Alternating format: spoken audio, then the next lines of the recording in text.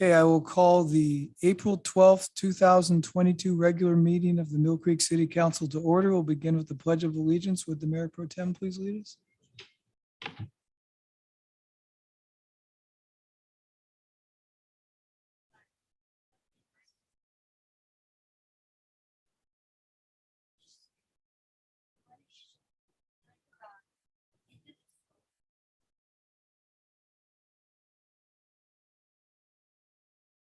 Naomi, roll call, please. Mayor Holtzclaw, Here. Mayor Pro Tem Vidnell, Here. Councilmember Bond, Here. Councilmember Cavallari, Councilmember Steckler, Here. Councilmember Allison, Here. Councilmember Duque. Here.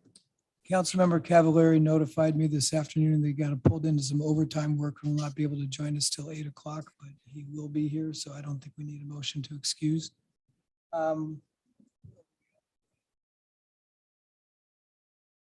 Audience communication. Would anyone like to address the council tonight? I'm going to in the room and then I'll move online. So I see one hand raised in the audience. Please step to the podium, name and address, and try to keep your comments to about 3 minutes. Yeah, my name is David Chan. I live in 1421 South Lake Stingy Drive, Linwood, Washington.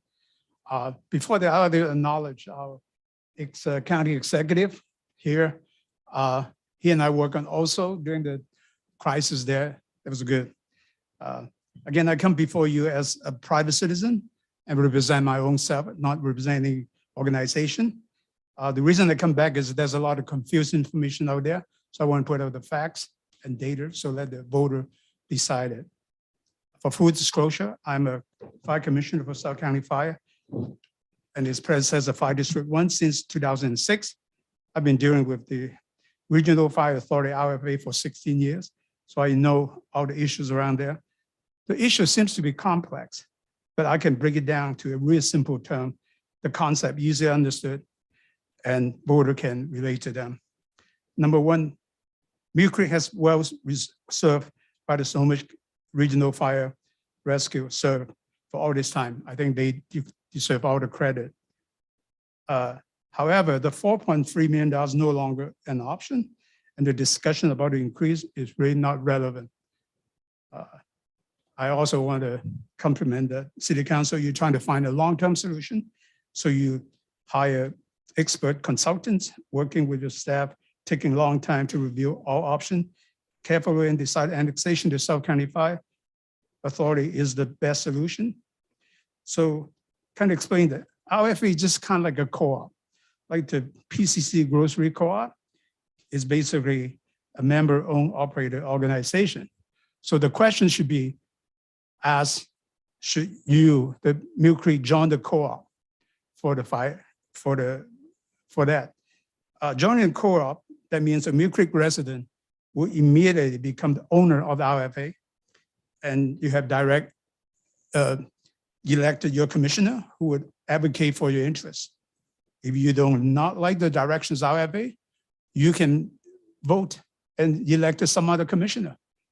So here's a study that it is the South County Fire done, which long before this, talking about the impact of each city joining that were affecting the rate coming down. And last month we add Mill Creek because we never thought about Mill Creek would join. So also in there, let me just read you a few example is that if you join in the, if all the city joining in, that will be go down to 1.43. We did reductions of that.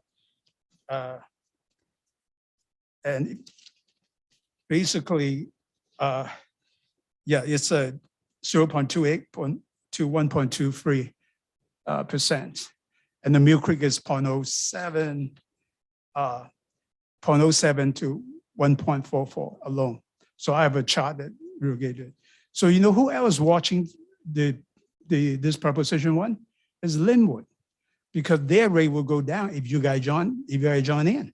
So if you can ask the mayor, Christine Fisher, and also the city council and majority of the members, they they really enjoy merging with RFA. So basically, it's just like same, more people joining, the rate will lower down. And if the Mill Creek join in, you will get people, commissioner like me, a number cruncher, and a CPA with no personality. But I watch every single penny that you guys spend and make sure they're accounted for. So I hope all the citizens get the clear facts, and I have my number, and anyone have question can contact me. Thank you for the opportunity to clear up a lot of information there. Thank you. Thank you for your, thank you for your comments. Anyone else in the audience like to address the council tonight? I'll move to the virtual world. Mr. Nelson, I see your hand raised. Take yourself off mute, name and address in 3 minutes.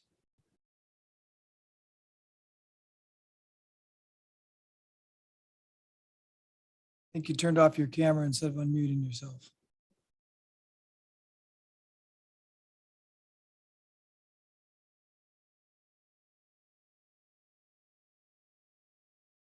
While he's sorting his technical issues out, is there anyone else? I don't see anyone else on the screen wanting to address the council. Oh, here he comes. Are you back? There you go. Looks like you're off mute and we can see you now. Okay, Will Nelson, 14925 29th Drive Southeast, Mill Creek. Tonight, my wife came up and asked me to explain the Prop 1 ballot. She was confused as to whether this is going, how much more this is going to cost us. I only tell you this because I don't think that that's a harbinger of good things ahead. Granted, that's a survey of one, but in reading the ballot, I noticed that there was no mention of the money the city is going to give back to the taxpayer. So I hope things turn out better than what I've just explained to you. Anyway, second point, I get updates from the Washington State Department of Commerce on legislation. And the most recent one I received was about the legislation that didn't make it and that did on the regarding the Growth Management Act and the building land report. And looking at that in total, it occurred to me that what they've done with the GMA and the buildable lands report is they've turned this whole thing into a gigantic social engineering project based on some type of equity. I don't know if that's a good thing or not. I sure didn't like what I was seeing. And I would hope that our legislators would take a bit of a different viewpoint than we have. I contacted Lovickberg and the other one, Donahue, I believe her name is, and I only heard back from Lovick's legislative representatives. So I did not view that as promising. Anyway, my 2 cents worth. I'm sure some would disagree that the GMA is now a social engineering project, but that's the way I see it. So thank you. Thank you, Mr. Nelson. Anyone else like to address the council? Going once, twice, another opportunity at the end of the meeting. Okay, now on to some fun stuff. Tonight, we get to honor the long career of the city of Tom Rogers. Most of us, if not all of us, got the honor of participating with staff in a recognition prior to the meeting. And I have the honor of reading a proclamation on behalf of the entire council tonight. And because he's been here 30 years, they had to print it on legal size paper instead of the regular letter size paper. So bear with me, I have my water if I get parched. So whereas the city of Mill Creek hired Thomas B. Rogers in April 1992 to help adapt the city's comprehensive plan to conform to the Washington State Growth Management Act of 1990. And Mr. Rogers has contributed to and/or led every subsequent major update and amendment to the city's comprehensive plan since then, up to and including the 2019 comprehensive plan amendments. And whereas from 1992 to 2022, the city grew from 8,354 to 20,930 residents and expanded through 11 annexations to encompass 4.69 square miles under those comprehensive plans as a place where people are safe, the natural beauty is preserved, neighborhoods flourish, businesses thrive, and recreational opportunities abound. And whereas Mr. Rogers has participated in and led numerous land use planning efforts over his tenure, including the State Route 527 subarea plan preparatory to town center and the East UGA subarea plan leading to the 2005 Northeast annexation and the East Gateway Urban Village plan and developments, and recently initiated and led a study of the Mill Creek Boulevard subarea as input to the upcoming 2024 comprehensive plan update. And whereas Mr. Rogers facilitated, supported, and negotiated agreements for numerous specific commercial and residential development projects in the city, including notable landmarks such as Lowe's, Gateway Center, and the Farm. And whereas Mr. Rogers has prepared reports for and facilitated the deliberations of the city's Volunteer Planning Commission and Design Review Boards, thereby influencing and guiding Mill Creek's growth and development to make it the special place we cherish. And whereas Mr. Rogers has been an active participant and city representative to Snohomish County Tomorrow's Planning Advisory Committee, and thereby made recognized contributions to the local, countywide, and regional growth planning. And whereas Mr. Rogers has made countless accurate, succinct, persuasive presentations to 37 different council members under 10 different mayors and 8 different city managers. And whereas Mr. Rogers has always had a strong customer service ethic, serving citizens, developers, and partners honestly and fairly. And whereas Mr. Rogers has been a colleague and a friend to employees in every department for 30 years, bringing planning and economic development expertise, professional excellence, and a sense of humor to the workplace. Now, therefore, we, the City Council of Mill Creek, desire to honor Thomas B. Rogers for his exemplary career of public service and wish him the very best in his retirement. We congratulate Tom. Let's give us-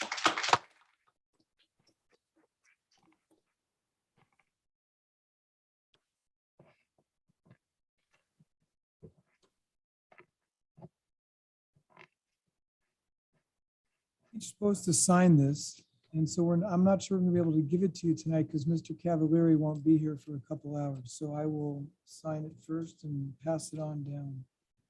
I didn't know if anyone wanted to say any words or anything, but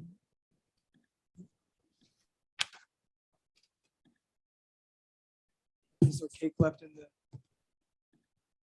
There's cake left after. Councilmember Bond. Thank you, Mayor.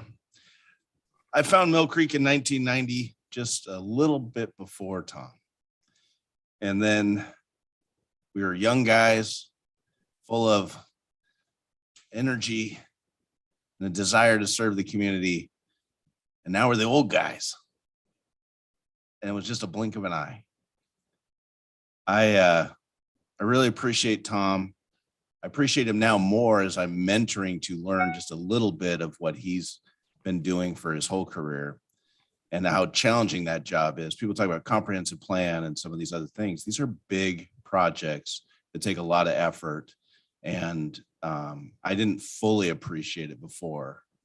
And I appreciate what you've done. And I also appreciate the humility that you serve with. You're not pushing your way to the front of the line. You don't care who gets the credit, as long as the right thing gets done and the good work is done and the citizens are better off. You know, if the council gets the credit, if the manager gets the credit, if whoever, I never saw you worrying about that. I always saw you doing everything that needed to be done, but I never saw you jumping out there to make sure you got credit for the stuff that you deserved credit for. And I admire that dedication and that humility. And I applaud your work ethic and your commitment to Mill Creek and your willingness to serve the council. And as I joked with you out there, sometimes dragging us kicking and screaming in the right direction because we thought we knew something that we didn't, or we were trying to do something, and you were patient with us. And eventually some of the time we actually got to where we should be. And if we didn't, you let us do what we did, and you didn't hold it against us, and you didn't get bitter. You just moved on. And I really, really appreciate you. Thank you for your service. Councilmember Stecker.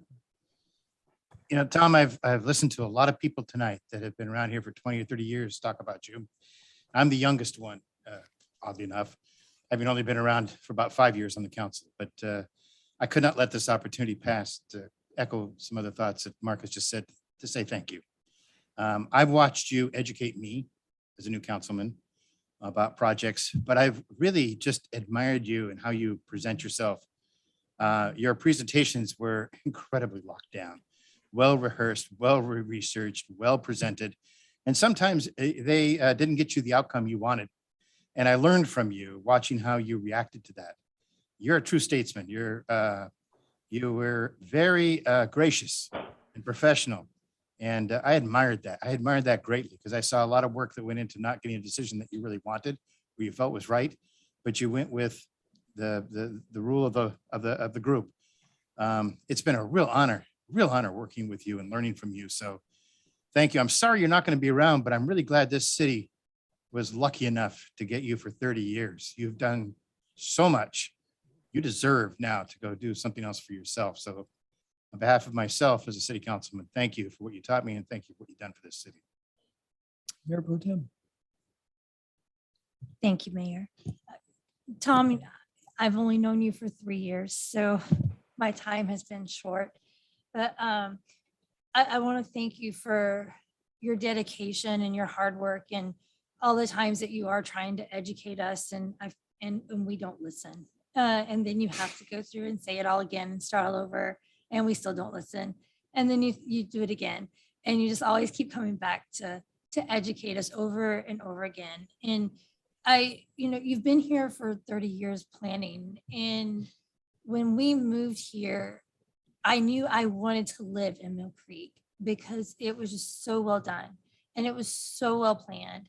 And all the parks and all the trails, it was the place I wanted to raise my family. And you've been here for 30 years. You had a huge part in making this the city that drew me here. So thank you for your dedication to Mill Creek and your countless efforts to keep educating and moving councils forward day after day. And we are going to miss you. And I do wish you lots of fun and adventures in your retirement. Scott, do you have the camera with you? Should we have a picture of the council and Tom out front real quick with the almost fully signed proclamation? 6/7 of the way there. It's up to Tom. All right. Yeah.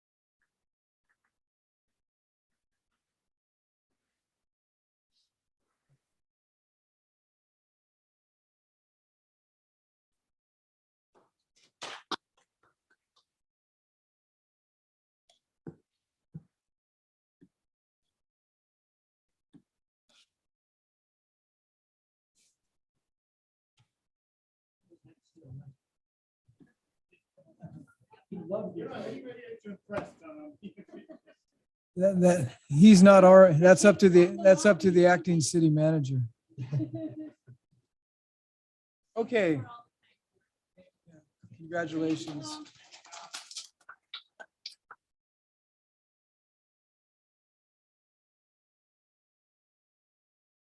Okay, and now we welcome Senator Lovick and Representative Berg, who are going to talk to us with the acting police chief about the reforms that were implemented, or the changes to the police reforms that were implemented this last session. So, Chief, floor is yours.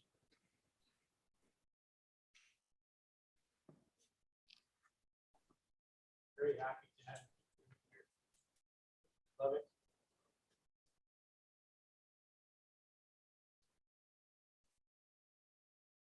Oh, Sorry for that. Maybe you hear me now better.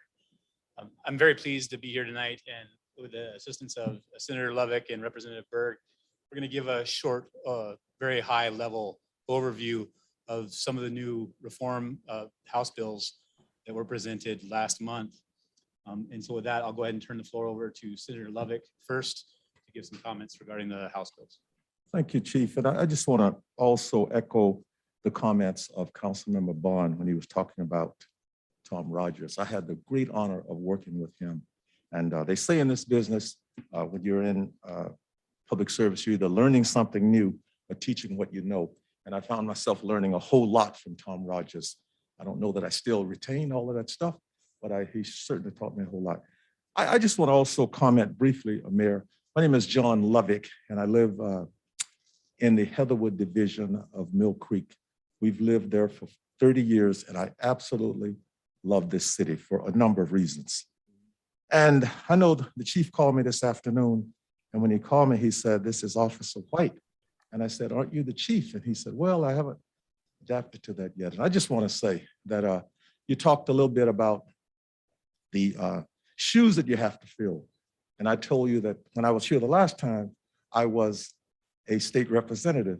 Now I came back as a senator, and I'm filling some big shoes myself. And I always tell people that I can't always fill the shoes, but I'm proud to stand on the broad shoulders that people have prepared for me. And with that, I just want to say that a year ago, the governor signed 13 bills. And I found that in my time in the legislature, I've spent 15 years in the state legislature, and I've been in the Senate for less than 6 months, that any major piece of legislation will occasionally require some type of follow-up. And after we passed and the governor signed the 13 bills, reform bills last year, I took the time because I was hearing from our police chiefs. I wrote with one of your officers. I met with every police chief from the Canadian border, pretty much down to Seattle. I met with the mayor of Marysville, the police chief of Marysville. I met with all of them, and they basically said that some type of reform was in fact needed. But we also discovered that we needed to adjust some of those reforms. And so when we went back this year, we passed 3 bills, and I know you're going to talk about them. We passed House Bill 1719. It's going to clarify that law enforcement can use less lethal alternatives like beanbags and rubber bullets to de-escalate situations. We passed House Bill 1735, and it ensured that police can use necessary force. And we also passed House Bill 2037. I worked on a bill in the Senate, House Bill 5119, that had to do with some pursuit pieces. We passed it out of the Senate, sent it over to the House. The House did some things to it. They sent it back. And I will say we just didn't get there. I supported it, but it's one of those situations where if you don't have the votes, you don't bring the bill up. But having said that, I really want the community to know that it doesn't matter what side of the aisle we're on, we all have the same goals. And those goals are community safety. And so some of the things that we did, we feel we did the right things, but also we feel that we felt that we needed to listen to the community. And the police chiefs are the leaders in our communities, provide a lot of information. And I just want to touch on one thing, and I mentioned this to the chief today. After I got off the phone with him, I called the director, Monica Alexander. She runs the Criminal Justice Training Commission down in Burien. I said, "How many officers do you have at the academy?" She said, "We currently have 8 classes of 30 officers. That's 240 officers." I only mention that because there are times that people are saying that we can't find police officers. People don't want to go into the profession. She also told me that there was one class in Spokane and another corrections class going through. I believe we're bringing in the right people at the right time in the profession. We're bringing in those brave men and women who are coming into the profession to change the culture of law enforcement. And I tell people this all the time, that 99.9% of our police officers go out there and do their job. They do it to the best of their ability, and they do it right. It's the ones who don't. It's the ones, and I don't want to go back into the history. You and I talked about that this afternoon. We don't need to talk about the bad things, but we need to focus on the good things that these officers are going to do. I also want to touch on some of the things we, as a legislature, will be doing. We are going to fund 4.5 additional classes for fiscal year 2022 for a total of 19.5 classes. We're going to fund an additional 8.5 classes for fiscal year 2023 for a total of 23.5 classes. Director Alexander also told me that in July, they will have 11 classes of recruits at the academy. That is huge. I know you're down 7 officers, 33% of your force. We are bringing in officers. Agencies are hiring new men and women who are going to change the culture of the profession. With that, thanks for having us, and thank you for the great work that you do. We're glad to be here. Thank you. You guys can applaud. I applaud every time Senator Lovick speaks. Thank you. I'm Representative Berg. I'm excited to be here again in front of council to say hello. I live in the Evergreen community. I am a citizen, a resident of Mill Creek, and our family specifically chose Mill Creek to live here on purpose because of how beautiful and how safe and how good the schools are. And so I got a little weepy when Tom was saying goodbye, because I started my political career here in Mill Creek on the Planning Commission, and being able to be mentored by him for a little over a year was really, really something special. So I know as a community, we have something special, and that's why we've been talking with you as counselors as well as Chief White, and what do you need? What needs to be fixed? When we passed the police accountability bills last session, we knew that we might have to tweak them. When we came here to talk about what some of those potential tweaks would be, happy to say, as a good senator went through, we were able to make some of those changes. Happy to say that myself and the chief had a great coffee, I guess it was, talking about, you know, what does that mean for our community specifically? And I think for me, the biggest thing is having an open door so that we can continue those conversations. I take public safety really seriously. I come from a law enforcement family. I was able to share that with the chief.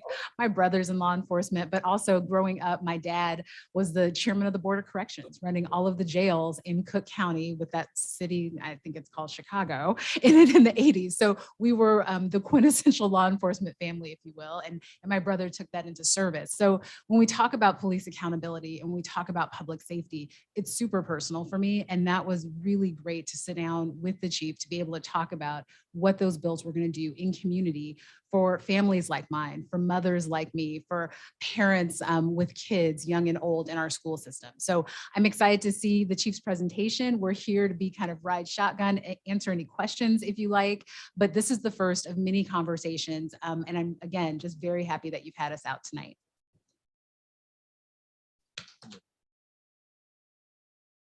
I want to touch on 2 more things that I know we did.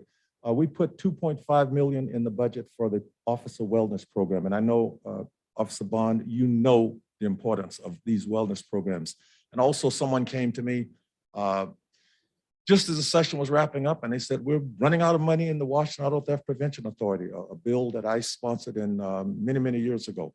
And so we were able to put $4.5 million into that program. We are going to do what we need to do to invest in law enforcement, because just like I said earlier, doesn't matter what side of the aisle we're sitting on, community service, community safety is our top priority. And you will see that more and more and more. And I just want to say this about Officer White.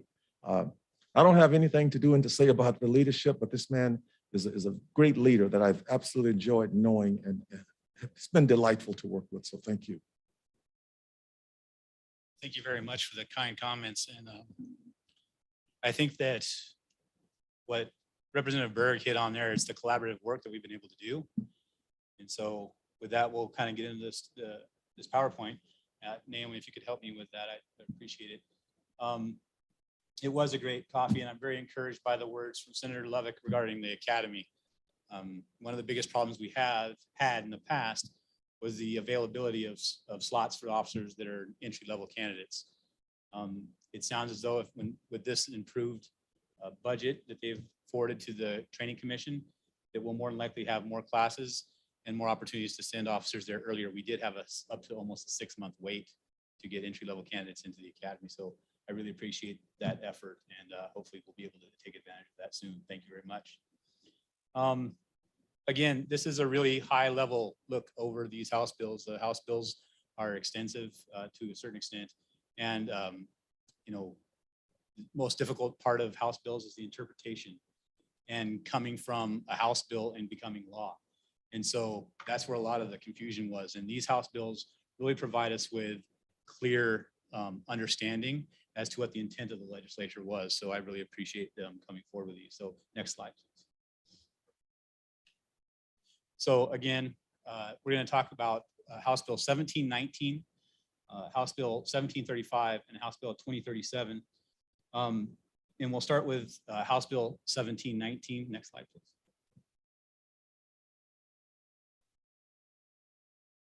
When we go into these, we actually have to talk about definitions as well. So some of the things that you'll see recurring through these House bills, I think we are going to provide them to the council. I'm sorry if that wasn't included in your packet, them in a clean format, but necessary, the definition has changed a little bit from what it was when Councilmember Bond and myself went through the academy. And so we're going to give you just a little bit of an overview of what is determined to be necessary. It means that under the totality of the circumstances, a reasonable effective alternative to the use of physical force or deadly force does not appear to exist. And the type and amount of physical force or deadly force used was reasonable and proportionate response to affect the legal purpose intended or to protect against the threat posed to the officer or others. The real big piece of that is that reasonable and proportionate. That is, the proportional part is the definite change from where we were back when I went to the academy and going through my career. We also changed the legislation also looked at the definition of physical force. It means any act reasonable likely to cause physical pain or injury, or any other act, exerted upon the person's body to compel, control, constrain, or restrain the person's movement. Physical force does not include pat downs, incidental touching, verbal commands, or compliant handcuffing where there is no physical pain or injury. And this is one of the things that was really one of the clarifying terms that we needed to have in law enforcement, because physical force was deemed by the Attorney General to basically be any force whatsoever intended on or put upon a person or object.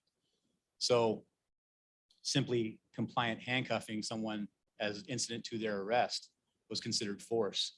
And was that a reasonable use of force given the circumstances? And so there was a lot of misunderstanding and the interpretation was confused. And therefore the legislature went back and really made every effort to make this clear to law enforcement. Next slide, please.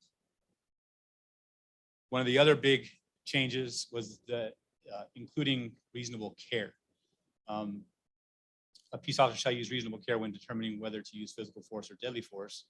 And when using any physical force or deadly force against another person, to that end, a peace officer shall, when possible, use all de-escalation tactics that are available and appropriate under the circumstances before using physical force. So we'll go into some of the de-escalation tactics a little bit later in this presentation. But basically what we're trying to make clear that we're going forward as law enforcement and going in, providing the care necessary, taking all the totality of the circumstances into consideration before applying force. And also afterwards. So we'll get into a lot of that after. Next slide, please. And since this is such a, reasonable force is such a critical part of this legislation, it goes on to talk about it more in depth. And we're talking about the amount of force that is necessary, determining the appropriate and least amount of force possible to effect a lawful purpose. Next slide. Some of those things that we want to take into account are, certain characteristics that individuals have. Is visibly pregnant or states that they are pregnant. Is known to be a minor, objectively appears to be a minor. Is known to be a vulnerable adult or objectively appears to be a vulnerable adult. Displays signs of mental, behavioral, or physical impairments or disabilities. Is experiencing perceptual or cognitive impairments, typically related to use of alcohol or narcotics, hallucinogens, or other drugs. Is suicidal, has limited English proficiency, is in the presence of children. So we're really trying to look at big scope, right? As to all these things that can factor into whether or not, what level of force we're going to use if deemed necessary. Next slide, please. So as we get into the House bills, House Bill 1719 covers the use of military equipment. And it used to be that law enforcement agencies would go down to the Air Force Base or JBLM and be able to pick up items that were surplus from the military and use them to augment our equipment here in the local law enforcement. And one of the big things that was an issue since the last House bill was the restrictions on caliber or ammunition, and also restrictions on certain types of firearms. And so the only reason it became an issue was because when we deploy less lethal alternatives, some of those less lethal alternatives utilize large caliber projectiles. And so such as 12 gauge shotguns. Well, a 12 gauge shotgun is equivalent to a 50 caliber round. And so that needed to be clarified. So what the legislator has done with House Bill 1719 is they've come in and they've redefined the law, basically now allowing us to utilize shotguns, restricting rifles, which was the intent, and not so worried about the ammunition. We're now worried about the actual firearm. So 12 gauge shotguns with beanbag rounds would now be allowed under the new law. 12 gauge shotguns, beanbag rounds, and foam batons are some of the most commonly used less lethal alternatives. Our 40 millimeter launchers that we actually utilize in Mill Creek are now legal under the revision to the law, as well as the 68 caliber pepper ball launchers, which is basically a large plastic ball that contains a substance called PAVA, which is similar to a OC powder. So it's a really great, less lethal alternative. Next slide, please.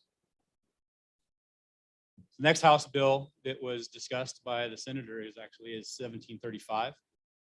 This talks about modifies the standard of use of force, states that physical force may be used to extent necessary to take a person into custody for criminal violations, assist with civil or forensic commitment, take a minor into custody, or execute a court order.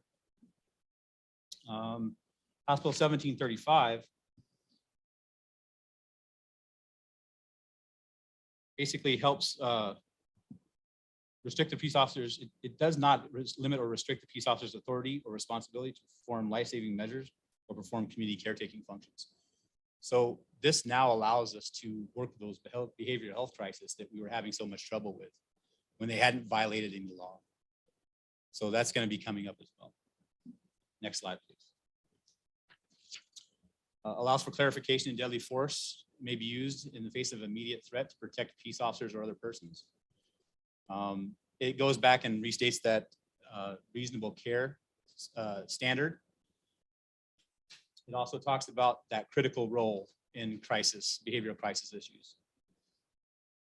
And it clarifies the legislature's intent to maintain criminal liability protections afforded to law enforcement officers.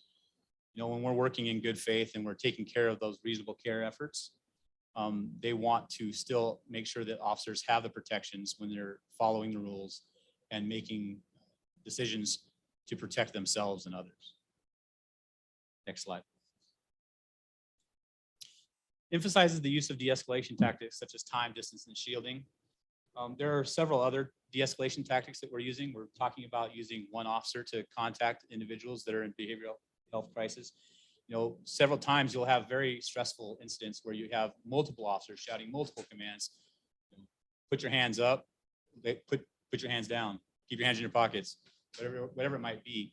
And there's been some confusion there. So the legislature is asking us, you know, use one officer to contact these individuals so that the instructions are clear. We're talking about the use of time, distance, and shielding. Don't rush into things. Take the appropriate amount of time. There are going to be certain instances where we do have to rush in and split decisions do have to be made. But when affordable and allowable, we should be taking the time to enter these situations so that we're making good, rational decisions. Making sure that we're using appropriate cover. There's been times where we've, caused other times where we possibly had issues by leaving ourselves out in the open and not providing enough cover. So all of these things, these de-escalation techniques, time, distance, shielding, using one person to give commands, and also calling in support and make sure we have additional officers on scene, making sure that we have the access to behavioral health counselors, as well as crisis intervention teams. So we're going to be working on some of those things for the city of Mill Creek. We've discussed some of those things in some of our recent ordinances that we've adopted. So we're going to continue down that path. Next slide, please. It also clarifies less lethal options available and appropriate under the circumstances, does not limit or restrict the police officer's responsibility to perform life-saving measures or perform community caretaking functions to ensure health and safety. I mean, that really talks to the behavioral health side of this, right? And that's what we're really trying to combat. You know, previous House bills from 2021 kind of, gave us a misunderstanding of like where we should be on behavioral health. This takes care of that. And now we have a clear understanding as to what our responsibilities are when responding to welfare checks, behavioral health crisis. We're gonna do the best we can to get the people that are out there in these situations the help that they need.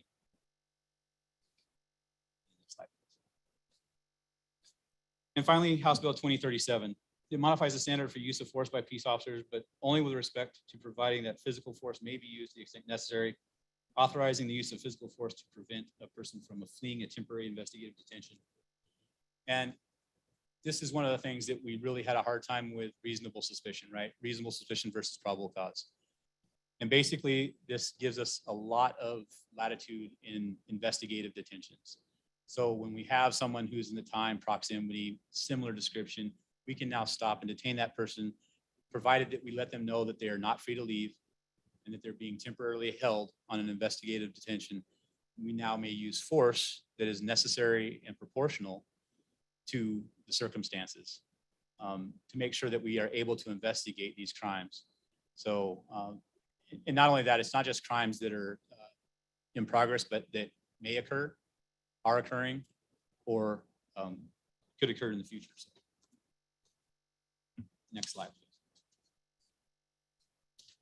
please. Basically 2037 is to protect against criminal offenses when there's probable cause that a person is committing or is about to commit a crime or an offense. It allows us to use physical force to effect arrests, prevent escapes, prevent a person from fleeing a stop, or stop a person from actively fleeing a lawful temporary detention, once the person is given notice that he or she is being detained and not free to leave. And with that, that'll kind of wrap up the overview of the House bills, and hopefully that gives a little bit more perspective as to the House bills and what they've changed for us in law enforcement. Is there any questions?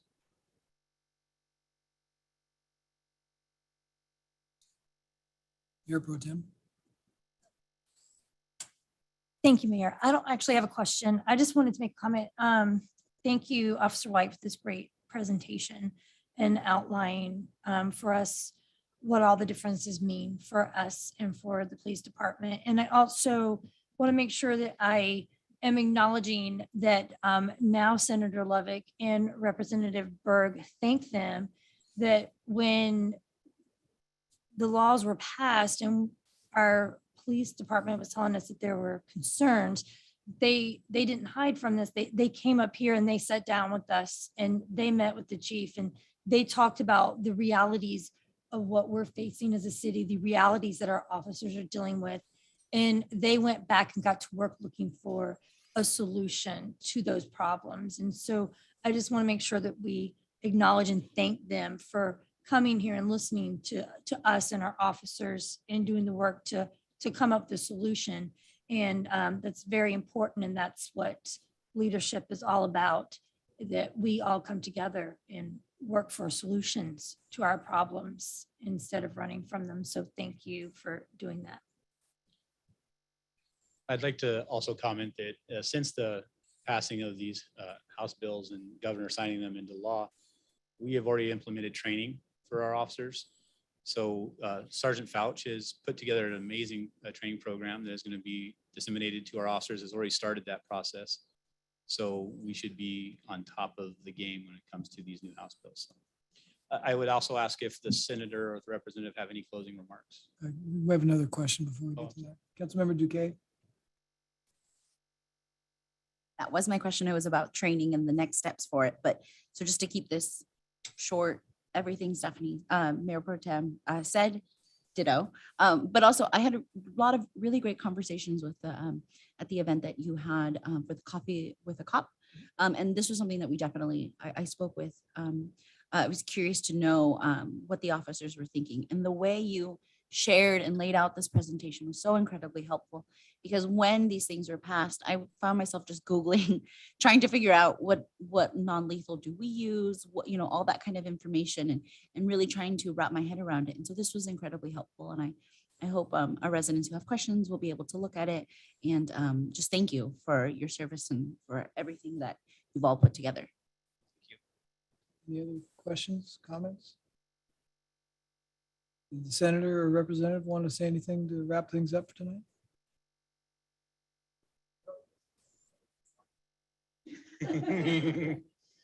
That is fact. No, I just wanted to thank Officer White for that incredible presentation, and again, laying it out in layperson's terms, because I think even for me, voting on some of these bills, I'm not on the Public Safety Committee, but it's always helpful to get things in a way where you can digest it and then take it back out to your constituents and explain it.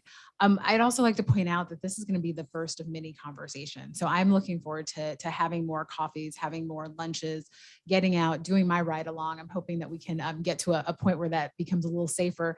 And I just want to say that as a community, you know, I love Mill Creek. I love our community.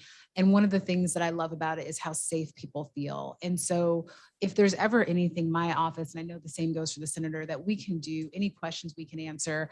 I know that sometimes it takes a minute and it's frustrating for constituents. We do get about, I don't know about the senator, but I get about 300 emails a day, which is less than some of my colleagues. So we try to do the best we can, but we really are here. We're here for community. We're here for leaders at the municipal level like yourselves, but we're here because we love and live in this community. So thank you.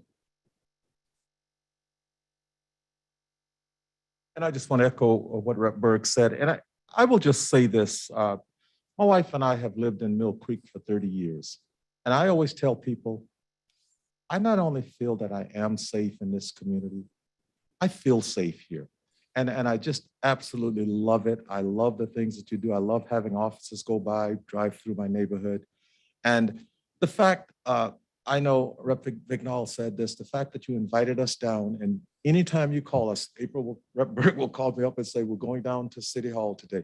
Please just let us know, because this is the way we get information back. I always tell people that all of you are the foot soldiers. Local elected officials are the foot soldiers of our democracy. And we need to spend time talking with you.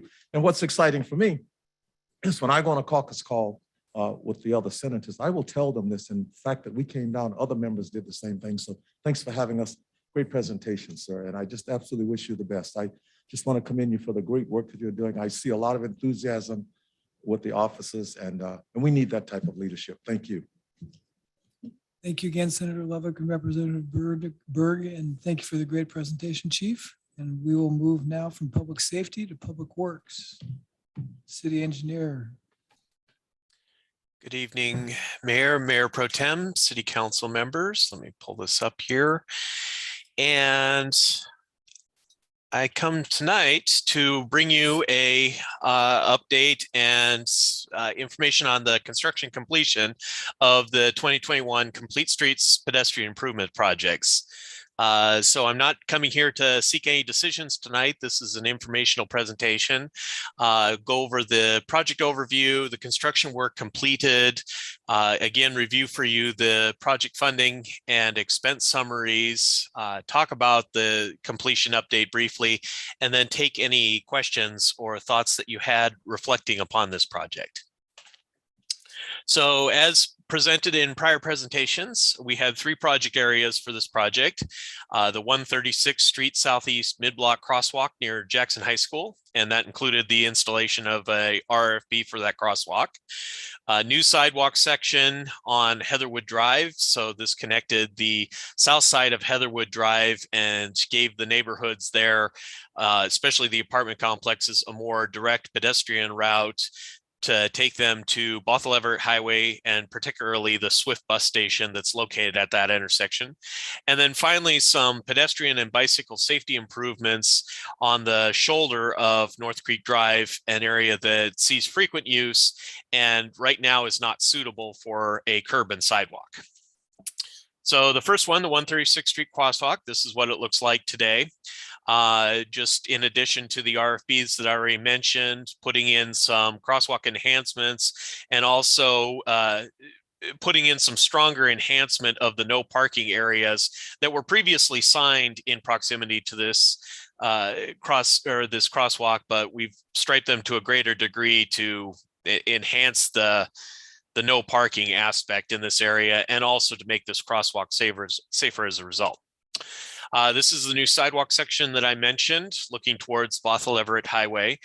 This one is a small sidewalk section, but still a very valued one by the apartment complexes nearby. And then last but not least, it's somewhat difficult if you knew what this looked like before to see what it looks like now. But I would draw your particular attention to the raised pavement markings that you can see here, which were not there before, to give the drivers a little bit of a tactile warning in addition to the restripe here, but also just the paint to indicate a shared use area that is shared by both pedestrian and bicycles. That was not there before. So to give you a little bit of construction contract status updates, we awarded this contract to Rawls Electric on January 4th of this year. That award was in the amount of $136,965. That contract was unit price based. So the contractor payments for the work completed were based on measured quantities completed during construction.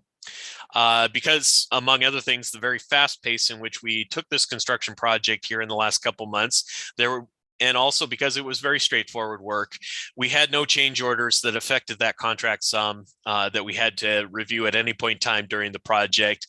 And I'm looking right now at a preliminary final total to be paid to Rawls Electric of $130,116.75. That's based on the current progress payment estimate, and it includes in that total the retainage that we have withheld pending closeout with the state agencies.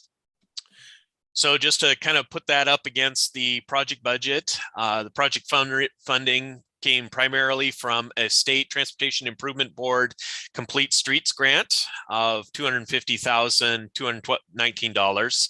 We had design contracts with RH2. We had an addendum for construction support during the past couple months from RH2. And then we finally have the construction contract and the total that I just mentioned to you. So we're coming in under our funding balance here. And the project has been completed on time to meet the March 31, 2022 deadline for that Complete Streets grant from TIB. So completion of that construction project completes actually the final completion of the scope for this particular capital improvement project. We still have some work still yet to do. We have some final administrative and financial tasks, some final billing to take care of. We do need to close out the grant with the state Transportation Improvement Board, and we also need to close out the public works contract with the state agencies like the Department of Revenue and the Department of Labor and Industries. Once all project expenses are accounted for, we expect that they're going to have a little bit of an impact on the final numbers that you saw, but probably not significant and certainly not exceed the total budget that was allocated for this project. And of course, once we account for everything, those excess funds will be returned to the respective funding sources, which in this case is primarily the Transportation Improvement Board. So again, this is a very quick update because we're pretty much at the end of the project, but is there any questions or concerns that I might be able to address for you? Mayor Pro Tem? Thank you, Mayor. Thank you, Frank, for giving us this great presentation and letting us know that these projects have been completed. And thank you so much for getting the crosswalk completed at Jackson High School. I was on my vacation and actually had a text message with the picture of it from a resident that was so excited that we had that crosswalk in, and they're just very thrilled. So thank you so much for your hard work. And I know I'm very excited for all the improvements, and I've started running along North Creek Drive. So those enhancements, my running group runs down through there. So that helps our safety, keeps us safe while we're running. And the sidewalk just keeps the kids safe as they're walking back and forth to school. And so thank you to staff and everyone involved for getting this project completed in time to take advantage of this money. And I cannot say how excited I am. So thank you. What else? You must have done something right because you're not getting many questions. So good job. Good job to everyone involved in getting this project finished. I'm sorry. That's right.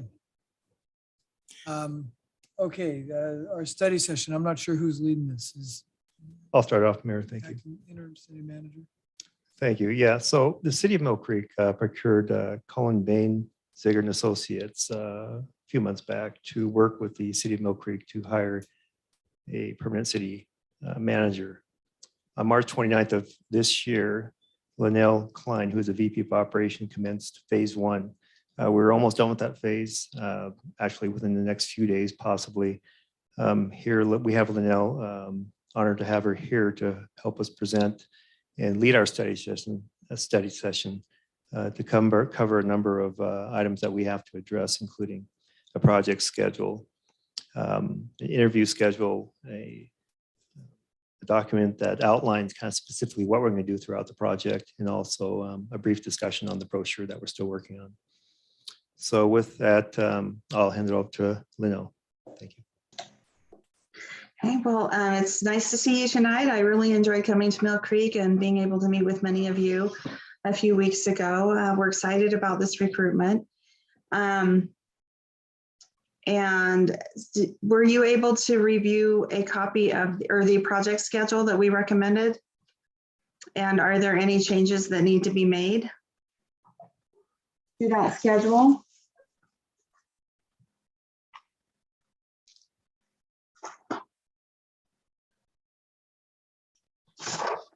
I think it might be a good idea, Linnell, if you can put that up on the screen, or we can do that for you. You can probably go through it and Yeah, I can. That would be.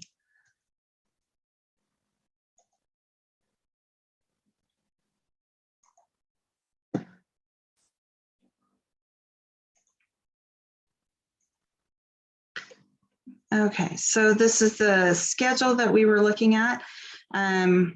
We've already completed a few of these steps.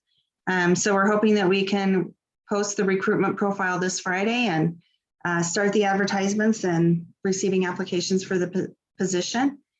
It would close on March 9th, and then we'll take the next almost full month to complete the background checks and vet the candidates before we present them to the city. We always like to make sure that we know who we're presenting and that they will be a good fit and have a clean background, be able to work well with the city. We would present the candidates to you on June 6th. About a week later, you would select who you wanted to interview. And then the interviews will be held June 24th and 25th. And again, we can make changes to this if we need to, but will this schedule work with the council? I think the only question I have is on the 25th. Have we historically had an executive session following the interviews to make a decision at that time, or do we have that executive session at the following meeting? Typically, we do it at the end of the interview process. So if we like to have different panels. Typically, we have the city council panel, we have the employee panel, and then possibly a community panel.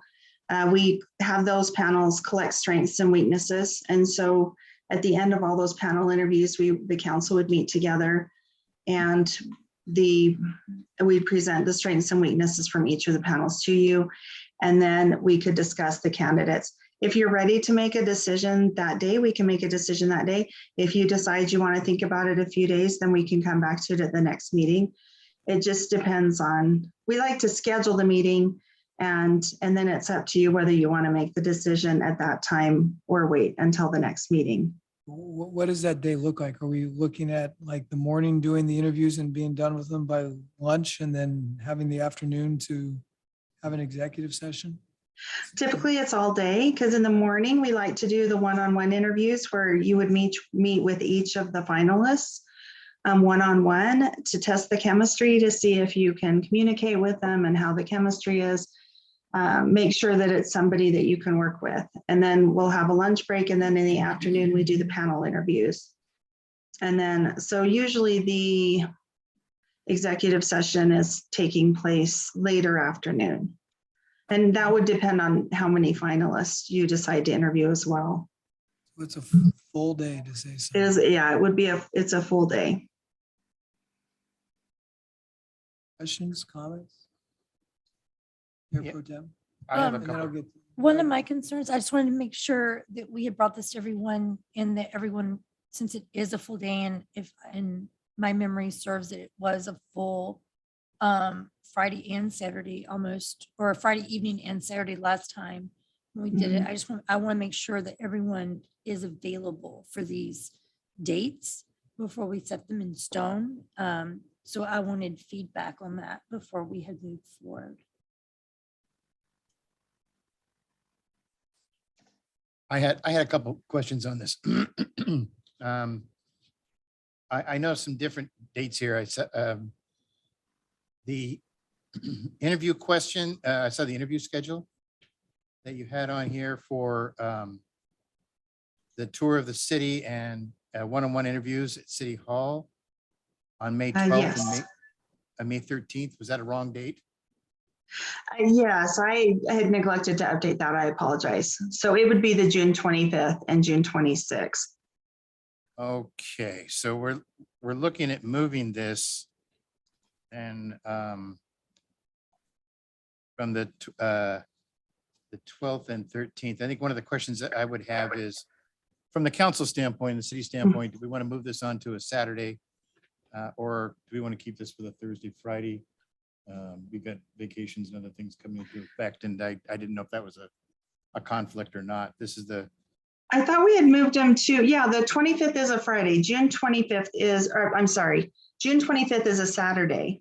right. So we did move it to a Friday and a Saturday so that we wouldn't have conflicts with work schedules. Right, I believe we were on a Thursday, Friday, and now we're moving it to a Friday, Saturday. Yes. And I'm just opening that up to the council. Is that better, or is it better to stay with a Thursday, Friday, than go to a Friday, Saturday? This is something new, so.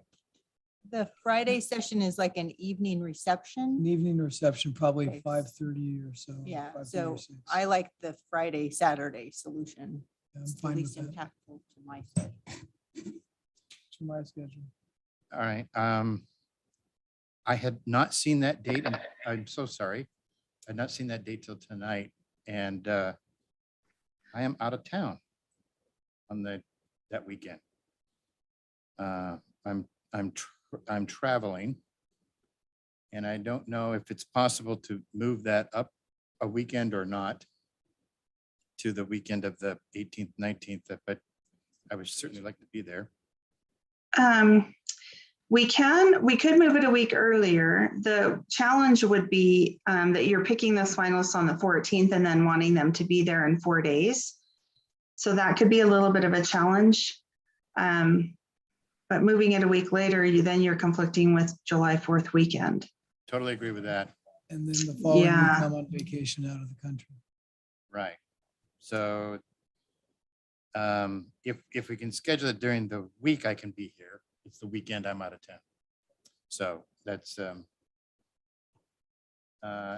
this date of June 14th to select the candidates for interviews. Can Yes, that and be- can that be- scheduled that with a council meeting on a Tuesday so that it would just be your normal council meeting. Okay. Right now, you forward the candidates' reports and materials to the council on the 6th, correct? Yes, that is correct. So at that point, that's the recommendations, and we pick the candidates from that list. From that list, but we're pretty thorough in our background checks. I really don't know any other firm that's as thorough as we are. So you're going to probably have between 50 and 100 pages per candidate that we recommend. So it's a lot of material to go through, which is why we usually try to give you about a week.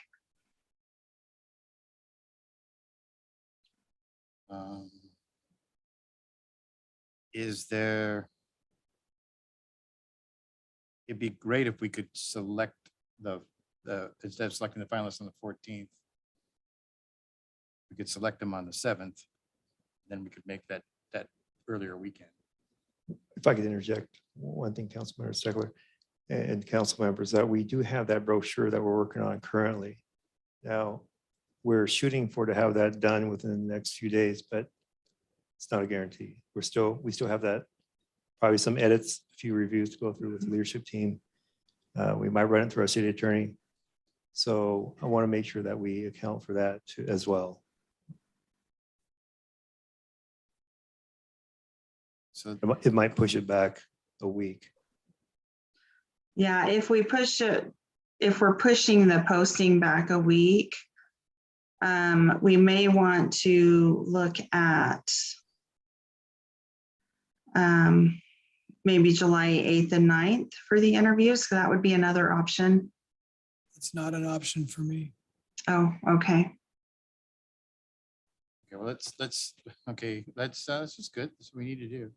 Let's move up like you're suggesting. Let's go to the profile, the brochure.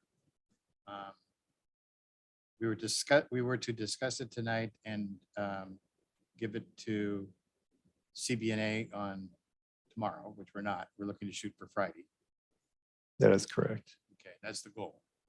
That's right. Yeah, that's the goal. And maybe what we can do is kind of evaluate the project schedule on Friday once we know whether we have the brochure to post or not. Because if we end up delaying that a week and then trying to move the end of the recruitment up a little bit, it just won't give us enough time to do the background checks. So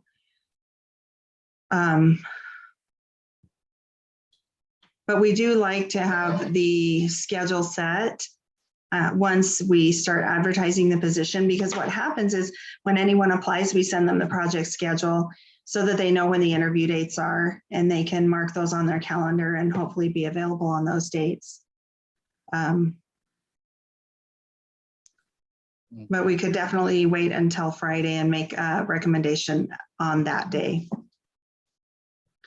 I'm sorry. So which it looks Friday? like every weekend.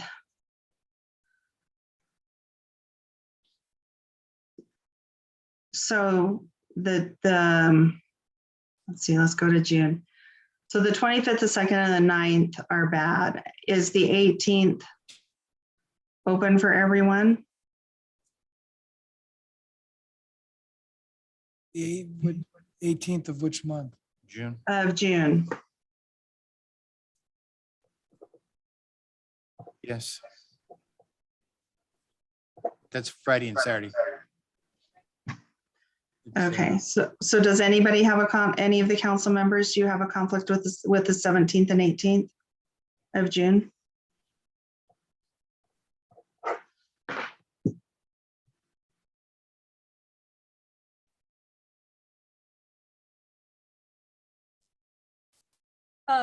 My question too is if we move it up to the 18th, how long are we gonna have to let the period be for people to actually be able to apply then? Are we gonna have to shorten that? Well, we originally extended it a little bit because on the first project schedule, I had the 6th. And so I would probably move this date back to the 6th. And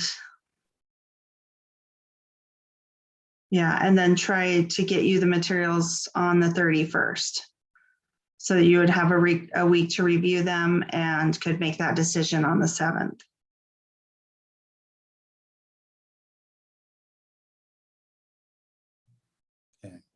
So how many days would that actually give for us to have the job posting open?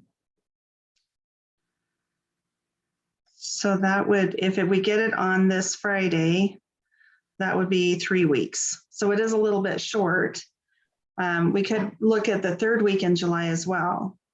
I know summer's hard though, so.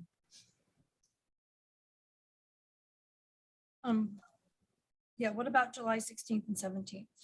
I mean, 15th and 16th, I mean. I will be in Canada. Oh, that's when you're gone. I thought it was the week before. Well, I was planning to not be around part of the week of the 4th of July.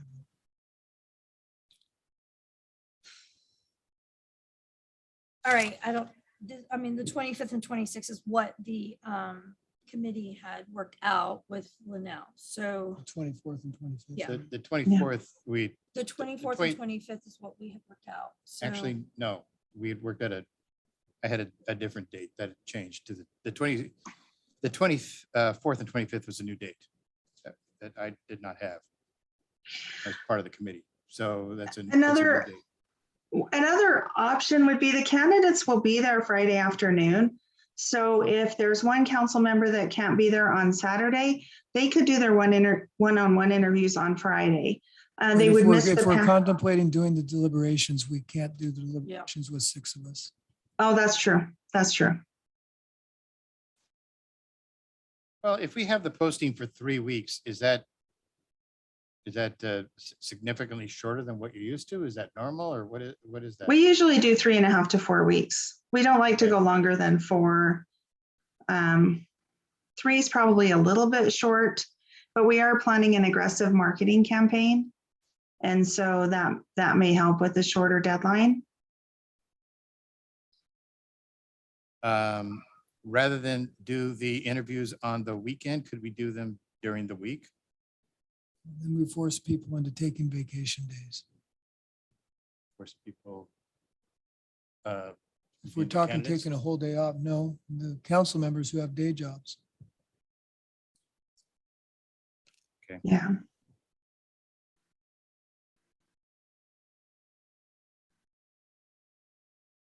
Well, So is the 17th and 18th an option that we can work backwards from or not? if we do the 17th and 18th, then we are tying ourselves into a 3-week recruitment. Well, but then we start bumping into conflicts into July. So the opposite is we push things into August. Yeah. Correct. Councilmember Duque, did you have a question or comment? I did, thank you. So for the turnaround time, with the city selecting candidates for interviews and then, that date, the 14th, is to match up with a city council meeting. Does that have to happen? The city selects candidates for interviews and attends video conferencing, the June 14th right now. Does that have to happen at a city council meeting? No, it does not. I was just trying to make it easy for you because you would already be together. 'Cause I mean, if there's, because I thank you very much for giving us, the week to review from the 6th through the 14th. But I also understand then that's really short turnaround to then let them know that they need to find a flight. I mean, Yeah. the cost of flights for that quick of a turnaround in June during graduation season. I mean, I try not to, I was just looking at flights during that time frame, so I know how crazy it is. And so I'm wondering if there's, because we're trying to be flexible for us as city council members, if there's things that we can shorten in our own time frame, to see if that's helpful. Also, I do want to flag that weekend is graduation for high schools here. Of course, everyone's schedule is different, but there might be some candidates where that might be an issue.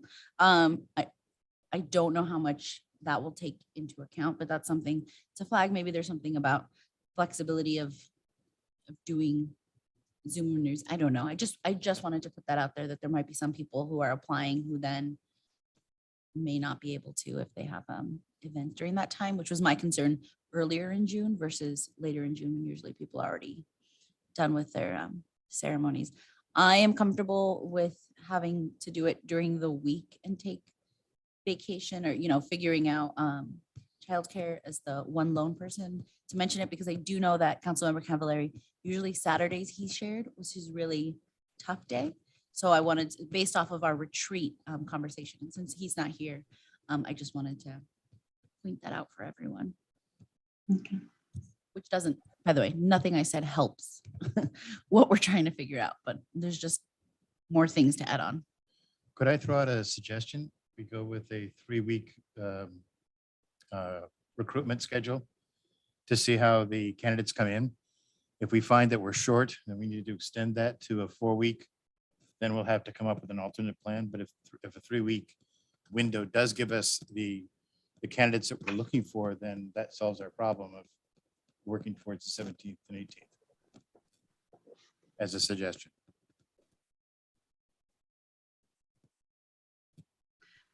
Yeah, we can do that as well. It's really up to you and how you want to proceed. Because we will be there. If you decide the 17th or 18th or the 24th and 25th, we'll be there. So it's really what works best for you as a council. How does everybody else feel about 3 weeks?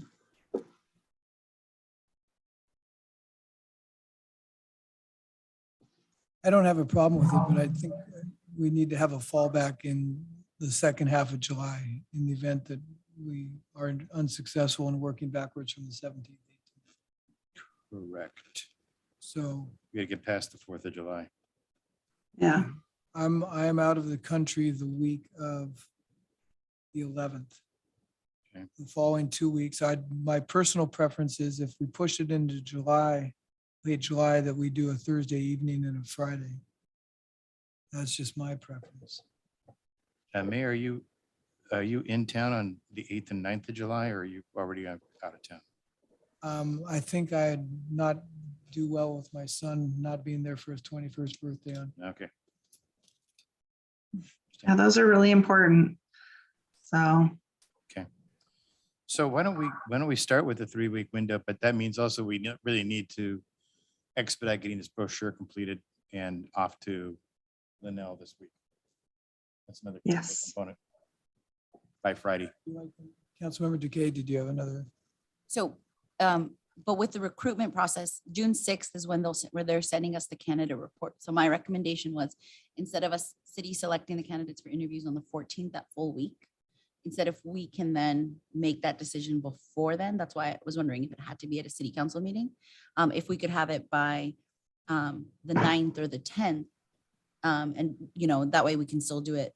If we're proposing the 17th, 18th, and instead of making the decision on the 14th, which would only enable the 3-day, turnaround, if we can have it, the 9th or the 10th to make that decision, that gives them a week technically, but then that doesn't cut our marketing time. It just cuts our personal time to review the candidates and to make a decision on who to interview, as one way of cutting back the project schedule.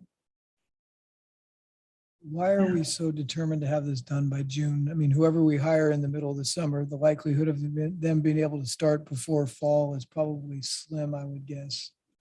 So is there a reason why we're pushing so hard to get this done in June? I think it was an opportunity to get them on board, so they get acclimated and be able to get involved with the financial planning for the biennial budget. But that was just kind of our thought. Yes, that was our subcommittee. That's what we had were aiming for, especially because in August, we knew we wouldn't be here. But however, I want to say I'm comfortable with if to July gives us the move it that way. I am happy to move the schedule if others feel comfortable that way. We kind of internally thought probably the person, and I don't want to speak, sorry, I should say internally myself, I thought they'll probably start around September with, they'll want to, if they haven't moved with their kids and putting them into the school districts before September. If there's anyone that's moving from another city, or I mean, if it's another city, they might keep their current schedule, their current home. But that's what we talked about that. So I think that's why we were like, oh, let's see what we can do for June to make that decision. So that was the thought process, them moving, them starting with exactly what Councilmember said about the budget. Councilmember Allison? Yeah, I have a conflict. I'll be out of town June 9th through the 12th. I was out of town. Memorial was out of town that weekend. I really don't see the harm in pushing it later into July, like when Brian comes back. I'm kind of worried about the big package of information we're going to have to sort through, and having not gone through these packages for city managers before, that might be kind of a labor intensive effort for me personally, that I would need to squeeze in. I wouldn't want to shortcut us on that activity, right? It's 100 pages of candidate, just a lot to go through. Yeah, I'm inclined to say, let's push it out until Brian's back from his vacation sometime in later July. Councilmember Bond, share some wisdom with us. There's nothing pushing us to rush this.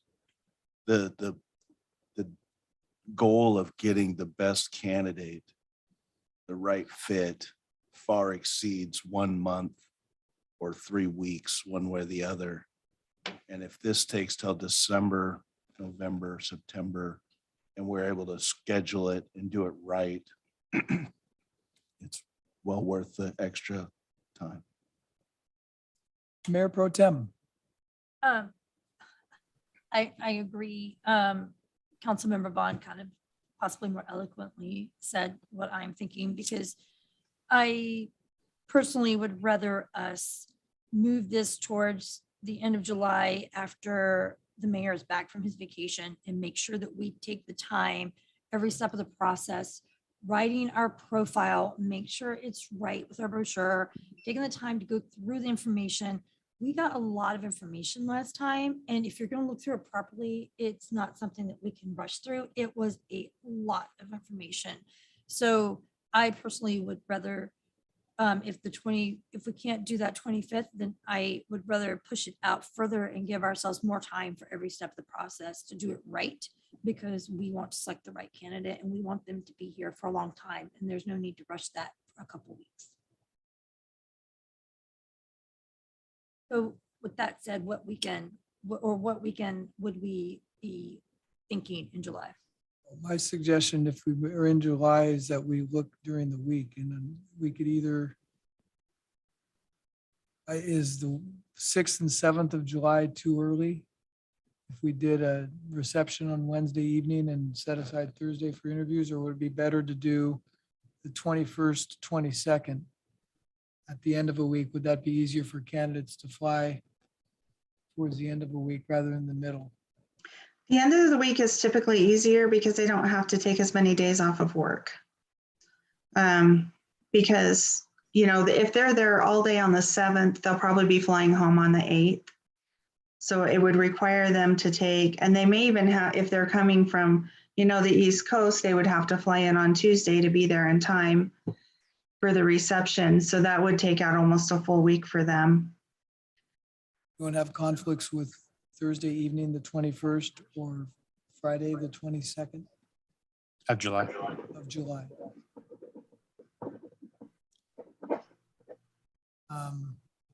Mayor, Yes. I understand all the great comments that have been made. I do appreciate, we want to take the time to do this job right. But I also, know it's important for us to get it done, but get it done right. If it would help, I would be willing to cancel my trip on the 25th of June. The reason I was hesitant to do that is it will cost me money, but I'll do it if it would allow us to keep this process moving. Because I don't, I'd like to keep the process going. So if that would help to keep it going, I would be willing to cancel my trip, if that helps, just to throw that out. So does the schedule as originally proposed work? for Yeah. everyone? I could do it. I mean, I can make it happen. But I wouldn't want to cancel it and then find out we can't do the 25th. That would really make me roar. Has anyone talked with Councilmember Cavallari? I hate to do this, but can we defer this discussion on the schedule? If he said he thought he should be here by about 8 o'clock. So hopefully before we adjourn tonight. Yeah, that's fine. Yeah, that's fine. So let's move on from the schedule. And was there other parts that we needed to discuss tonight? Okay. The only other the other decision that you would need to make would be the salary range for the position. And we did make a recommendation. It's part of the packet. I don't know if you've had a chance to look at it. Linnell, before you move on to salary, could I ask you one quick question of what Sure. we just went over? The section on the one-on-one interviews at City Hall, you've staggered them around for all of the council members, but it's weird that we don't all get to interview all of the finalists. There's 5 finalists, and each of the council members are going to interview 4 of the 5 finalists, but not all 5 finalists. I was a little confused by that. Well, no, so like here we have Allison. It's 1, 2, 3, 4, 5. No. Everybody will get to view. There is a break. Allison is interviewing 1, 3, 4, and 5, not 2. So she would have finalist 1 from the schedule that is part of the packet. Allison would be with finalist 1 from 8 to 8:40, with finalist 5 from 8:40 to 9:20. Then she has a free moment. Finalist 4 would be from 10 to 10:40, and then she has another open slot. And we're missing a 0 there. But she'd be with finalist 3 from 11:30 to 12:10, and finalist 2 from 12:10 to 12:50. Okay, we're So missing. in that section, everybody will get to meet with all of 5 of the finalists. Okay, this chart has an error on it. It doesn't have all the, Yeah, what we're looking at doesn't show that. the one we're looking at doesn't have all that. So we just need to get the chart resent. That explains it. It's just a mistake on the chart. Okay, thought yeah, maybe and I need to fix that one date, so I will fix that. That And seemed send kind of you. goofy. It was like we couldn't get a chance to meet them all, so it seemed kind of weird. Yeah. it Yeah, seems do you that- want me to show you what I'm looking at? Yes, please. Or I thought it was part of your packet, but No, there is a schedule that's part of our packet, but a line must have got left off because what we're looking at, Councilmember Bond has interviews with all 5, or Councilmember Cavallari and myself have interviews with all 5, and everyone else looks like they have interviews with 4. oh, that's interesting. Yeah, sorry about that. But if I'm sharing my screen now, so you can see the schedule that I have. Yeah, So, yeah. what ended up in our packet, the 12:10 to 12:50 line was not included. That's what's causing the confusion. Oh, okay. Sorry about that. That's fine. We'll get an update on it then and get that updated. If, Yeah. City manager, if you could help us just get that updated in the packet, that would help. Yeah, we definitely want to make sure that you have a chance to meet with every finalist. Thank you. That answered my question. Sorry to interrupt you. No problem, no problem. And so, so next would be the salary. Of course, the salary that you decide to pay, that's entirely up to you. This is just a recommendation that we've made after looking at salaries in the region. We specifically focused on King and Snohomish County, in cities in the same population range as Mill Creek. And so we found the average salary for the survey that we had was 186. And then we added 4% for inflation. And so the range that we're recommending is 165,000 to 220,000 for the position. But again, that's your decision to make. This is just our recommendation. The nice thing to understand about the salary range is you're not required to pay at the top of the range. So if you interview a really strong candidate and you feel that they're worth it, you can. But you have a lot of options in that range on what you want to pay. So.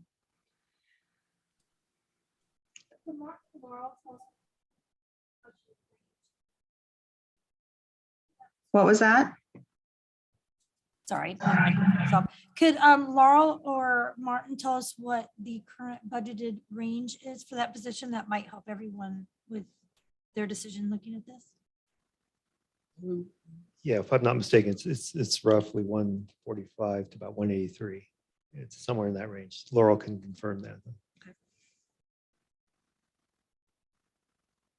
Did we budget for a range, or when we did the last budget, we would have budgeted based on the contract that we had signed for the city manager. So it wouldn't be a range, it'd be a specific dollar figure.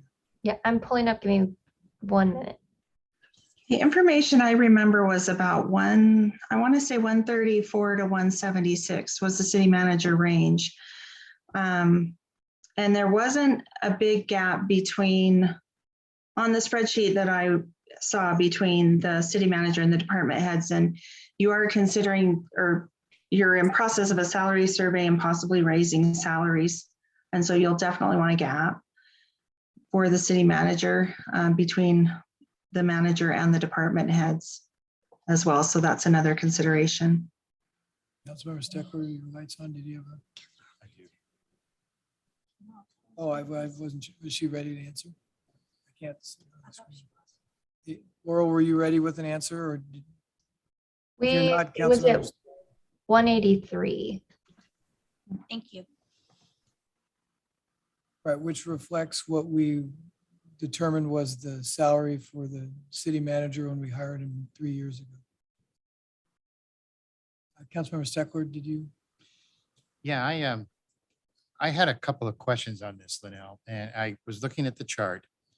And you know, the factors that come into play on setting this annual salary, and I just have some thoughts. And that was, you know, the two of the greatest factors here are going to be the size of the city and as you mentioned, the proximity to Seattle, because that really dictates the salary ranges and how they factor.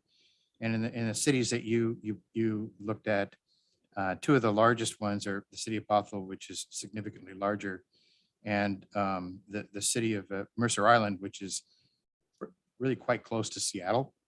Both of those were the ones that were over 200, 202 and 212. And then if you extrapolate those two, the average goes way down from 186.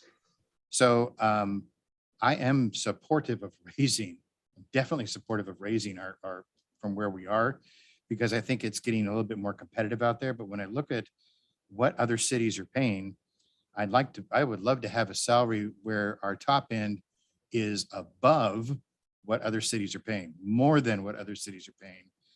But if we were at 200, we would be above any other city that is in a competitive environment to ours, significantly above any other city. The 220 puts us at actually way above any other comparable city. So it's kind of like I remember I've had other in my experience, you need to be careful of where you put the top end, because the top end is telling a lot of candidates, okay, that's the most they're willing to pay if they really want me.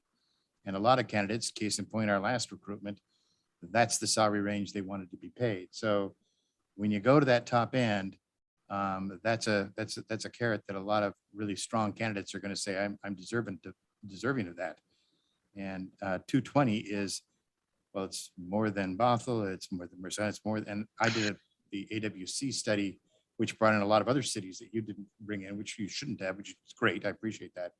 And the 220 is significantly way above them. So I think that the 220 caused me some concern. I know we want to be aggressive here, but I don't want to be too aggressive where we put ourselves in a position that it's difficult to come back from. I think that a range of up to 200,000 puts us above other cities, significantly above other cities, which people are going to be allowed to.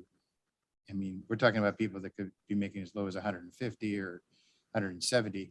This gives them a significant increase to come over to Mill Creek, which could be a motivator. And we're not talking about people in other cities that could be even lower. We're talking about people, this salary range is just from people who are in Washington State, which has a higher than standard income level, because the cost of living is a higher condition here in Washington State.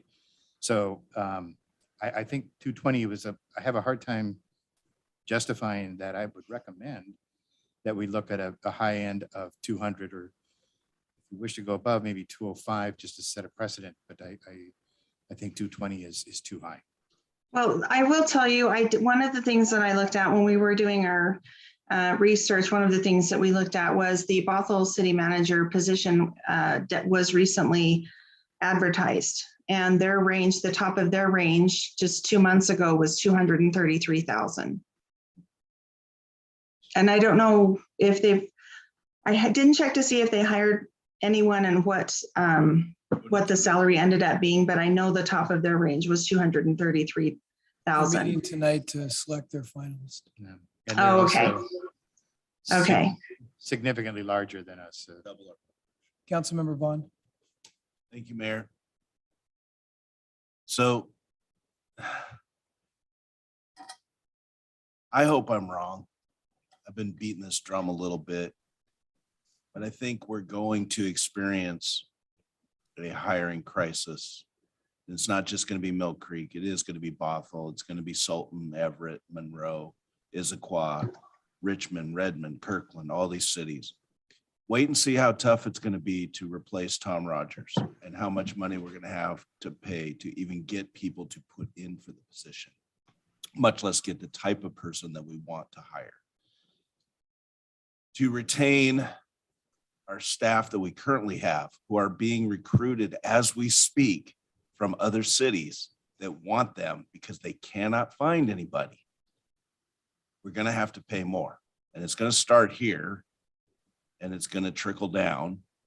We're either going to pay enough to retain some of these people or we're going to pay more to replace them. But we're going to pay more. It's just, I hope I'm wrong, but go search jobs Bothell, jobs Everett. I spend a lot of time looking at these and there's a tremendous amount of opportunity out there. And everybody, I've been an assistant planner, a baby planner for 6 months. And I had a city reach out to me and say, we want to talk. That's crazy. There's a lot of competition and I don't want, look, I want the right person. If they happen to come from the East Coast, fine. But in my little daydream, they come from the great state of Washington, hopefully in Snohomish County. This salary range barely lets them buy a house in Mill Creek, which is just ridiculous. But it could at least, if they wanted to live in our beautiful city, they might have a shot at buying something. I had some sticker shock with 220, but I wasn't that far off. I mean, if we can find consensus at 205, 210, whatever, I don't know what the right number is. I'm going to defer to you people. I appreciate you listening, but I am really worried about our future because there's going to be a real shortage of talented people. And we're going to end up having to do like so many other folks are. The private sector is paying really good wages to steal our people. City Attorney. Oh, thank you, Mayor. The only thing I was going to just suggest, and I think Councilmember Bond was hitting on it, was if in a national recruitment like this, if you're looking at bringing people from either other parts of the state or other parts of the country, the housing market being what it is going to be a major consideration for applicants, and so in your deliberations about what the salary range should be, I just wanted to make sure that that was in your calculus as well. I have no qualms about the salary range. I agree with Councilmember Bond. I will remind us that we paid on an annual basis about $80,000 more per year for an interim city manager 3 years ago than the top of the range we're talking about now. So I have no problems with this range, and I think it's needed to attract the type of candidates that I think we all want to be considered for this position. So, anyone else have any heartburn over the salary range? Councilmember Duque? I did, and I had questions, but I think they've been generally answered. Just the sticker shock was a lot for me, especially because what I kept hearing from people, and just even like at Little League practice the other day and talking to people about, where we were, there's just this idea that because there's so much turnover and then we end up paying them so much to leave, or as city managers have left, whatever the compensation is, there seems to be a lack of trust with what they're making. But at the same time, we hear the statements about it seems a lot. So I guess I was hoping to come in and hear more like the top would be 200 or 210. And so the fact that I'm not hearing that I'm only hearing that, I think, from Councilmember Steckler, where we're kind of the same opinion. I'm having to chew on this more. So yes, I was a sticker shock for me, but I also respect that housing. So are we in agreement on this? Councilmember Steckler. I understand the challenge of hiring people. I just need to look at, data, give me some data to support going to 220 as opposed to fear of hiring, then I'd be open to it. I've never seen us lose, I've not seen us in our last few city managers losing anybody due to income level. That has not been a factor, or getting lost to other people. I look at the data of what other salaries are. I know we need to be higher than that to attract people. I just worry about the justification to go higher than higher. Let's not talk in the abstract. What is the height top that you would want to see? Besides 220 being too high, what is the number? I see 200 as being higher than any other comparable city. So 200 would be your top number. 205, as understanding that people want to make a statement here. So I would say 205 makes a statement. Councilmember Bond. I'm not married to any salary. 205 is completely fine with me. I'm just sharing my concerns, as you said correctly, fears. And we might as well bring the bottom end up a little bit because that big gap's kind of silly. But the other thing about the prior salary rates, we know the applicants it brought in, but we don't know who didn't come. Mayor Pro Tem. Thank you, Mayor. Like everybody else, I have slight sticker shock too, because 220 it seems like a lot and it's overwhelming, but I think the reality is that everyone is raising their rates for every single position, not just city positions right now. It's going on across the board. My husband's job is losing people because other employers are pulling them, offering them more money. So we are in a market right now where everyone is offering more money, and we have to be realistic about the expectation of what it costs to live here. And to be honest, 220, if we hire a city manager at 220 right now, they cannot afford to buy a house in Mill Creek still. They may not even be able to afford to live in Cole County. So we need to be realistic about this. So I'm fine leaving the range as recommended since others are comfortable with that. It does not mean we have to pay that range. We can see what comes in and where it stands. And so I think we just have to be realistic. The wages are going up everywhere, and that includes city employees too, whether we like it or not. Can I make a motion? Yes. I make a motion that we revise the salary range from what was recommended to a new revised range of 175 to 205.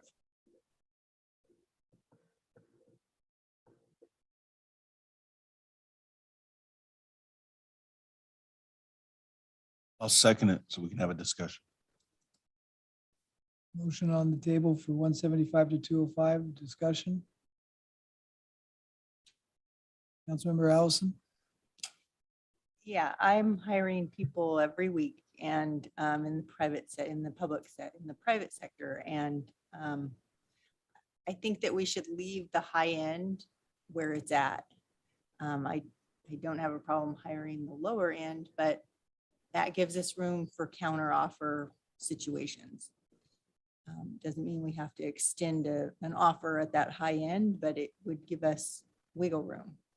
I haven't closed a deal hiring someone without a counter offer in more than a year. So it's just the times that we're in. I have no problem with the range we've already proposed. I mean, we talked earlier tonight about Bothel's considering their 4 finalists tonight. I don't know if anyone looked at the finalists. What stood out to them, what stood out to me about them is each one of them had been in one of their positions, in their current position, for 10 years or more, which is something that we're looking for I would hope that one of the candidates that is unsuccessful there would consider applying up the street for our city manager job. I don't want to foreclose that if they look out and say, well, geez, Bothell would pay me 230. I might consider something close to that, but if Mill Creek's only offering 205, I'm not even going to put my name in the hat. So I think we're in a very competitive environment. 220 doesn't mean that's what we have to pay, but I'd rather see what it brings in and then make the decision if we have to, whether that person is worth paying that amount. So I'm going to vote against the motion and stick with support the original proposal, recommendation. Councilmember Steckler. Yeah, in the spirit of discussion, I think you just stated what supported my claim. If somebody from Bothell doesn't take the job, they're going to look at what we have to offer. And you just made the statement, well, they're offering 205. They're not offering 105 to 205, they're offering 205. So if we stay with what we're offering, they're going to look at us and say, okay, they're offering 220. So if we're willing to pay 220, if we want to pay that, that is substantially higher, 20, 30% or more than any other comparable city, as you can see on this chart. So that's just a stance. Do we make that decision? I think that's unnecessary, but I go with the majority of the council. I think that's a bad business decision. And when we talk about hiring in the private sector versus the government sector, we need to stay focused, I think, on what's happening in the government sector, what's happening with city managers, what are they getting paid, what are they looking for. 205 is a huge plus increase over anything that currently we're seeing paid on this chart right now for comparable cities. Bothell is not a comparable city. And Mercer Island is not a comparable city.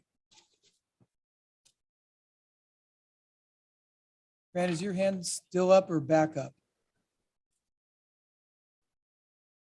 It is not up. I will lower it. I'm sorry. Why am I not seeing in the packet the list of what the other cities, what Councilmember Steckler was referring to? The document. I can pull that up. This is the list that we sent over with the. Yeah, it was sent over in Can you advance to us. can you see it? It's in your packet here, but Not yet. It copied over 2 pages. So the second part of it.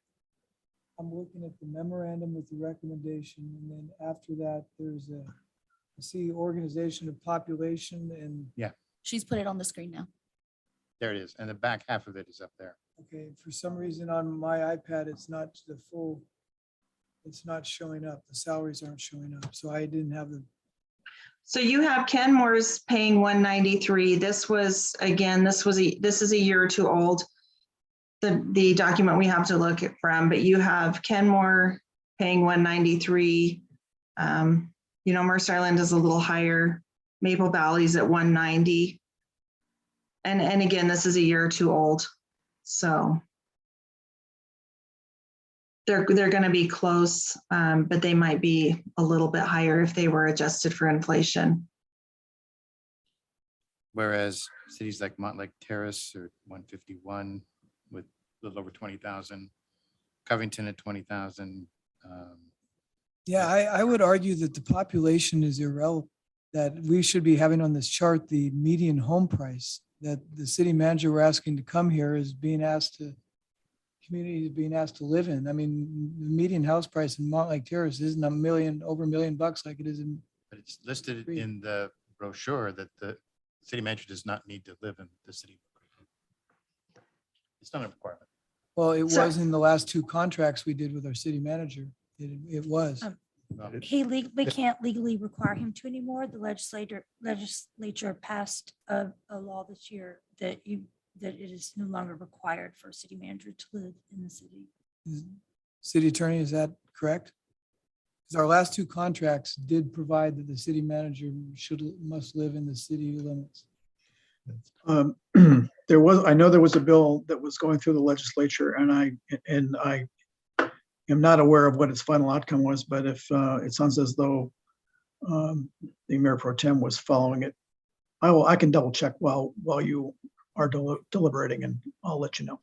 Councilmember Bond, I didn't see your light come on. Thank you. When I'm not searching government jobs. I'm on Zillow. So if we want him to live in Snohomish County, Yep. we're going to need to pay some money.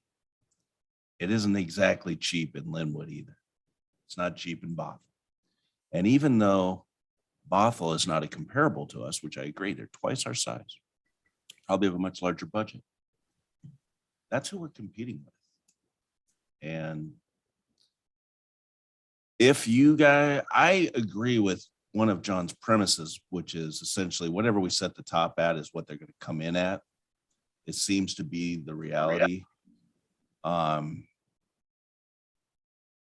If you guys are truly committed to, and we communicate to these applicants that this is a high range where you would really have to stand out as exceptional to be considered for the top tier pay scale, I'd be open to talking about that. I don't, it just seems like whatever we set the top at is what they come in and ask for.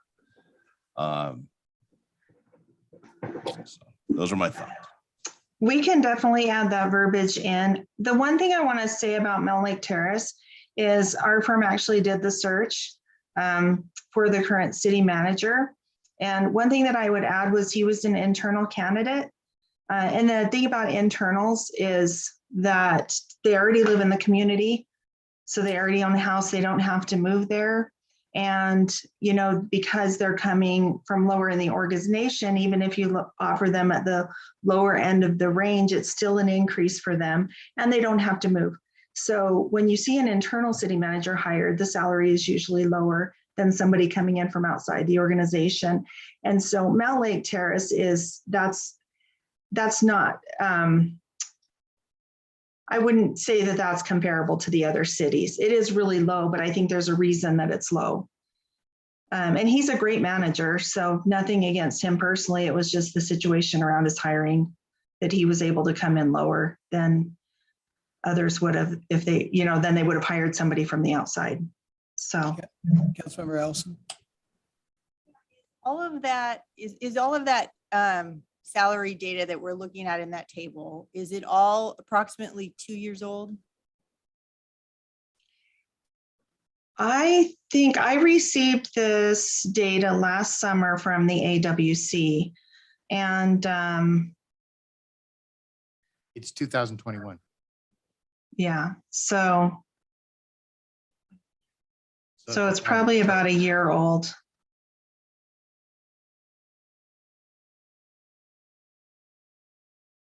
Pretty current. Is there any of the, we know Bothell is in the midst of a search and about to conclude the search. Are any of these other cities in the midst of a search that they would have a range that's higher than what they're paying or paid their last city manager? Newcastle they're in a search, but I don't know if the range has been established yet.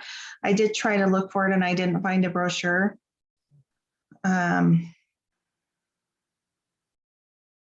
not sure about any of the other cities. It's interesting that cost of living in Newcastle is higher than Mill Creek. Well, again, we don't, what this doesn't tell us for any of them is when this person was hired. So if they were hired 5 years ago, they may have started at 160 and they've escalated up to 178, but that may not, I mean, so take this information for what it is. I mean, it reflects what, if they call up a city and say, what are you paying your city manager? Mm-hmm. They'll look and see what's on the books for what they're paying their currently employed city manager. I think the proverbial horse is taking its last breath. So unless there's any further discussion, how about we call the question on the motion that's on the table, which just remind us, John, your motion, what the range was? To revise the range to 175 to 205. Okay, if there's no further discussion, all those in favor of the motion, please say aye. Aye. Aye. All those opposed, say nay. Nay. Nay. Any abstentions? I believe that was 2 votes for, 4 votes against, and no abstentions. Is that correct? Okay. Do we want, anyone want to make a motion for the, stick with the recommendation as proposed? What, can we take a 5-minute break and just see if Cavallari is going to show up? I wouldn't mind his opinions. Yeah, sure, we could. A bit of good news. I'm is sorry I he- didn't think of this No, before. that's- We that- can even revisit John's situation. Yeah, the bit of good news is I confirmed that he is available on the 25th. So as to the schedule, we're good. Did he give you an indication if he's coming still? I did not ask him that, but I will. Can we just take a short break? Yeah, use let's take restroom, a whatever? 3-minute, take a quick bathroom break. Reconvene, what time is it? Reconvene at 8 o'clock. See.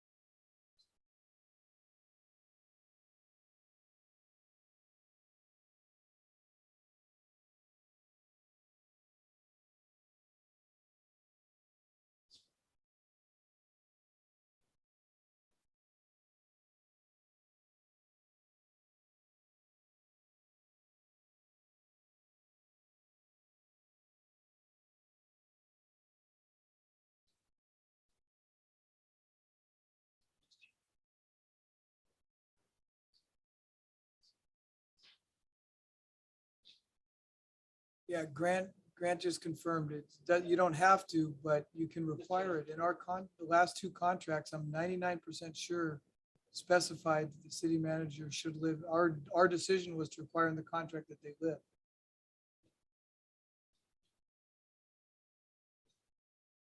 Well, no, We offer an incentive, say, hey, if you want to live in town, give you a housing allowance of 1,015. well, that's what Grant said. We can't require, I mean, wait.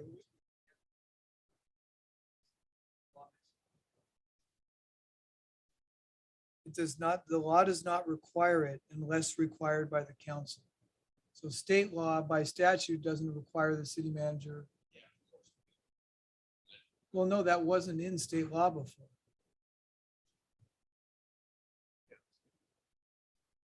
Yeah. I will tell you, I changed my mind. It's what we've seen some of our city managers that choose to live in town. They're going to the country. club and they're hanging out, and now they're the politician.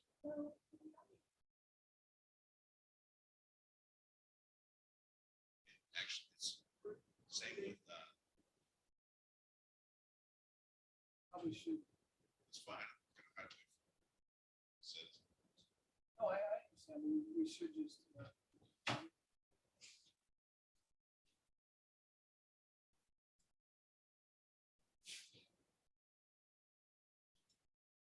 Oh, yeah. Get the social media.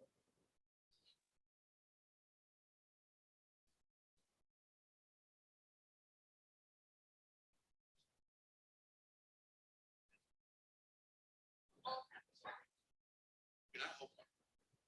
No, I just use it to secure. It's Over on good the for staff counter by the because front they're- door.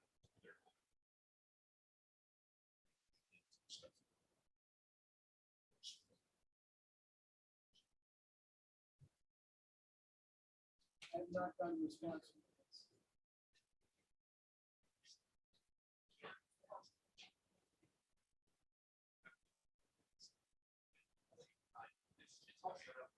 What's a few? That's fine. Yeah, they'll run there.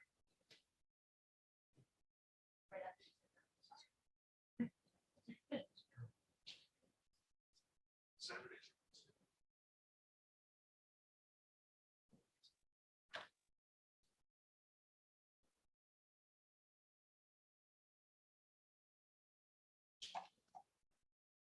Need to stash some.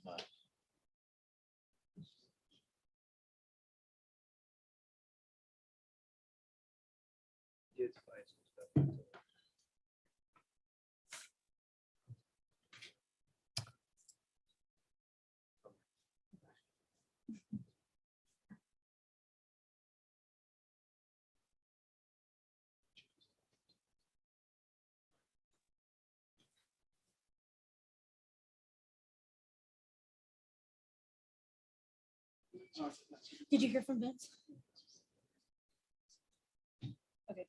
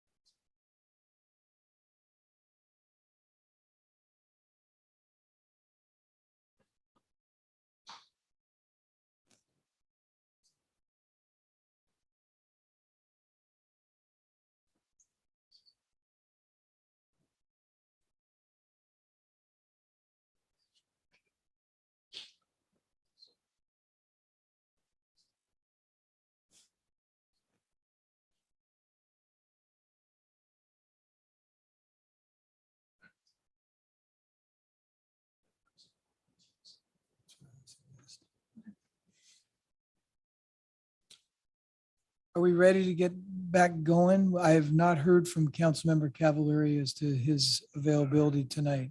I reached out to him, but have not heard back. So the motion that was on the table had failed. Mayor Pro Tem,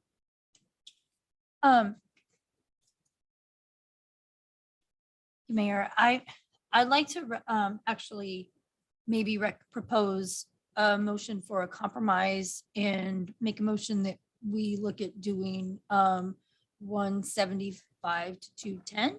Would that be a decent compromise? So motion on the table. That's my motion. I make a motion that we change the salary range to 175 to 210. Second. is there any discussion? Hearing none, all those in favor, please say aye. Aye. Aye. Opposed? Motion carries. So with that, we have a salary range. We have a schedule, at least to work backwards from June 24th, 25th. Mayor, could I confirm then we are going to go ahead with the date of the, Linnell, with the date of the 24th and 25th then of June? Correct? Yes, Okay, that, so- that day works for us, and hopefully we'll get the recruitment profile done in this week. So if we go with that and I make my cancellation, we just need to know we cannot let that date slip at this point. That we have to make that date. We'll have some other problems as we get up to that, but we have to be flexible and do what we need to do to make sure we hold on to that date. I'd like to know I got the council's support on that. Thank you. Linnell, anything else on the search tonight, or is that everything we needed to do? That's everything from my point of view. Thank you. Appreciate you bearing with us. Thank you. It's a pleasure working with you. Took the circuitous route tonight, but we got there. Okay, that brings us to the consent agenda. Item G, approvals of checks number 64547 through 64598 and ACH wire transfers in the amount of $114,263.85. Audit Committee's council members Allison and Bond. Were there any exceptions? No exception. No exceptions. And item H, payroll and benefit ACH payments in the amount of $215,711.35. Any exceptions? No exception. No exceptions. And item I, city council meeting minutes of February 8th, 2022 and April 5th, 2022. Do we have a motion to approve the consent agenda? So moved. All those in favor, please say aye. Aye. Any opposed? Any abstentions? Consent agenda is approved. I'm sorry, who seconded that motion? John Steckler. Thank you. Okay, reports. I have a couple items, several. One, for information purposes, in the packet was the report that Mr. Ballard provided as a follow-up to the retreat. So everyone should have that. I had the pleasure of helping cut the ribbon for grand opening of a new business in Mill Creek last Saturday, Dry Blow Bar by Safeway. As we had a very good turnout. They appreciated. I think I told you the son requested the mayor because he thought that I had a security detail that came with me. Sorry, I wasn't there. I know. Next time you can, on May 6th, we have another business opening that You can be my I can security. attend, but maybe the Mayor Pro Tem can bring her security detail to that. Can you I- tell us about the business? It's a salon. I don't know how to describe it. Jody, do you?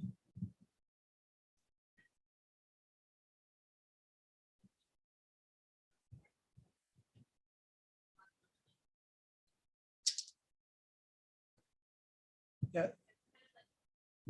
Think prom preparation, homecoming preparation for a woman wanting to go out on the night and not wanting to spend the time doing her hair. You can go down there and do it. So it had a very good turnout. It's a franchise business. So this person has invested quite a bit to open this franchise in our community. So wish her the best of luck.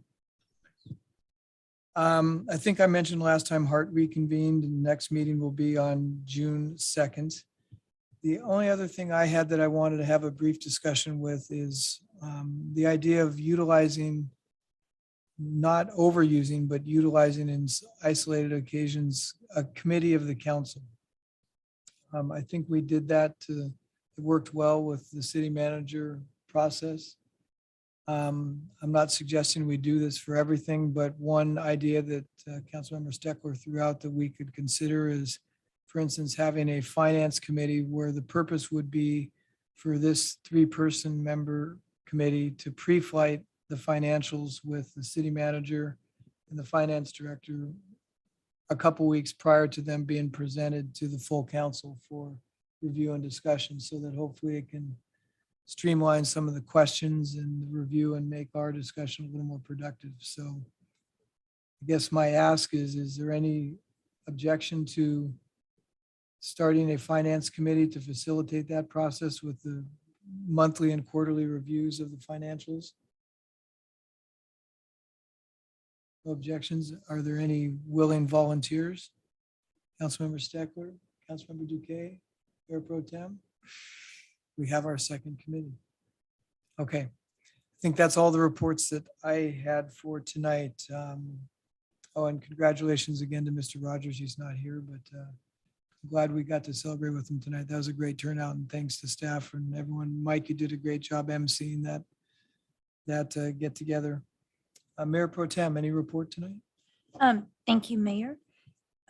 I also would like to join you in once again congratulating Tom and thanking him for his years of service. And I'm glad we were here tonight to be able to send him off well for all the years that he has put into Mill Creek.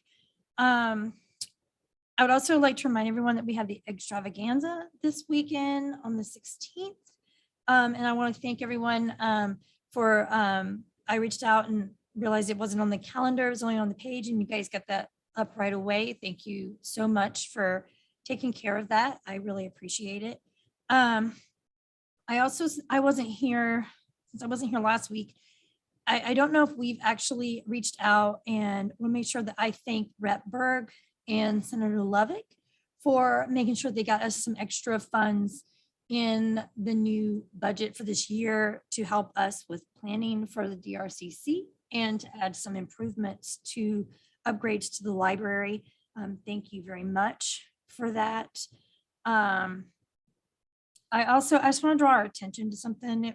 It was brought to my attention that we missed the AWC deadline for the scholarships that we had been doing every year. And so I just want to get that back on our radar, that we start paying attention to that and make sure that we are looking at that so that we can be going back to the teenagers and having them apply for that, because that's an important help for them to get that scholarship for college. So we need to make sure we have that on our radar next year. And finally, just a thought that's going through my head. I was thinking with the passing of Fred Philbrook, it kind of brings to mind for me that we had discussed, remember Chuck Wright came in here and brought up to us about doing something where we honored people of the community for their contributions. And then we kind of sent it off to the Arts and Beautification Committee and let that drop. I think maybe we should start to think about re-implementing something like that and discussing it, because I think we should have something in place to honor members of our community, and also members, that are currently contributing that are before they actually die, that we should maybe honor them in some way, such as Senator Lovick and all the years that he's contributed. I could think of former County Councilmember Terry Ryan, just off the top of my head. There are many other members in our community that have contributed. So I just want to start to lay that out there for people's minds, for us to think about that in the future. So that's it. Thanks. Councilmember Bond, any report tonight? No report, but I support the idea of, when we have time, looking into this further. We've been blessed with a community of some amazing people. Noreen Skagen and her role in being one of, I think, the first woman Seattle police officer, and then appointed by Reagan to be the director, the marshals for Washington, Montana, and Oregon. And if we were able to do something to honor some of these good people, her husband Roy still lives who is an amazing man on his own merits. I think we could do something cool. And yes, we've got a number of other folks. So we're really blessed, and I think it'd be neat to pursue that a little more. Also, with part of this finance committee is going to be taking a tighter look at the budget issues, maybe just take over the voucher sign-offs. Oh, nice try. I mean, I'm actually serious because it is kind of cumbersome to coordinate that type of a thing. And if they're actually there, Something for further discussion. all right. No, Councilmember Stefan, your report? Nice try. It's interesting. We're all kind of thinking similar, but different ideas here, but in a similar vein. The Mill Creek View has announced their new publisher. Just a thought that I had was, would it make sense to maybe invite him to come to a future council meeting to present his thoughts about the paper going forward? Some of his ideas, create a relationship between the city and the paper. Now that we have a new publisher and a new relationship, a new individual, just a thought I wanted to put out there between the city of Mill Creek and what we now have is, I think it's our last print publication that we have going. I think the News of Mill Creek's on hiatus. The Beacon is online only. So just a thought, we might want to try and get off on the right foot together and get to know each other a little bit better. So just a suggestion. Councilmember Cavallari informed me he will not make it. He's still at work. So can we have a motion to excuse? So Motion moved. to excuse Councilmember Cavallari. Second. All those in favor, please say aye. Aye. Any opposed? Any abstentions? Motion carries. Councilmember Allison, any report tonight? No direct report, just a huge thank you to Tom. He was willing to meet with Melissa and I when we were new to this position, and just a wealth of knowledge. I don't know what impact that's going to have on the city. Somebody that's been around for 30 years and knew where everything was buried. Hopefully everybody can fly without that archive there at the ready. And yeah, a huge thank you to the state senator and our representative that live in the city limits, and to you, Chief, for breaking that down. We are in a better place than we were after the legislation passed, and everything seemed to be like, oh, the police can't do anything for us anymore. So I'm relieved that there's a happy medium there that's been reached. Yeah, other than that, all I have to say. Thanks. Councilmember Duque, any report? No report. Acting City Manager, your reports, please. Thank you, Mayor. 2 reports. The first one, tomorrow, this is the fire report, the initial one. There are 2 public meetings going to be held on April 13th and 19th. The first one is tomorrow, Wednesday, 6 p.m., held here in council chambers. I just want to inform the council and our residents that it is in person. You do have to sign up online. What it does, it gives the public or residents an opportunity to ask questions about the proposal to annex into South Snohomish County Fire and Rescue Regional Fire Authority for Proposition 1, which will close on April 26th. The second public meeting will be held next Tuesday, April 19th. That will be Zoom. That link is online on our city website. Along with fire, just want to mention some experiences we had in the recent few days regarding the ballots that recently went out.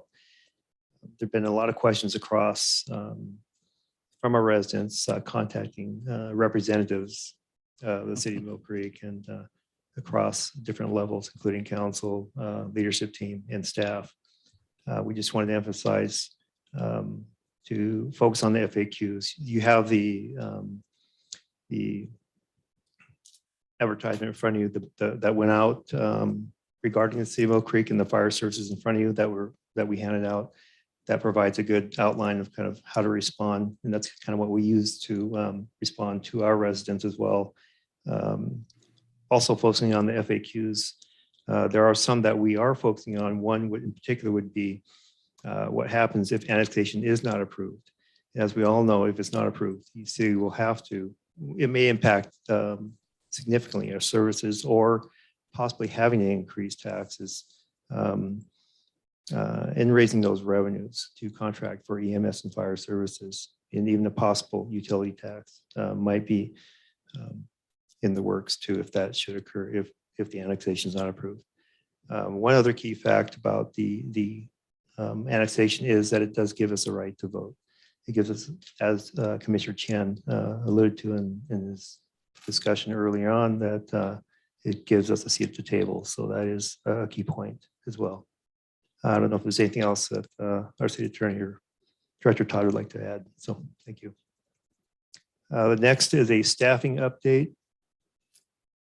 I'll focus on the admin side and part of Public Works. So as of Monday, this Monday, March 11th, we hired, the first day was we hired Asa Sandine, who is our new deputy city clerk. We're happy to have her on. Asa has experience across multiple jurisdictions, local municipalities in the local area at a city clerk level and as executive assistant. So we're happy to have her on. Welcome aboard. Welcome aboard, Asa. Thank you.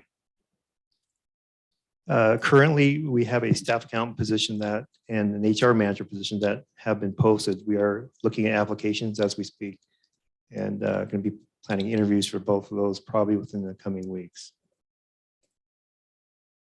On the public works side, I'll start that off with the planning manager position that is posted. We are currently accepting applications. In the meantime, we did hire Clay White, who is a consultant from LDC.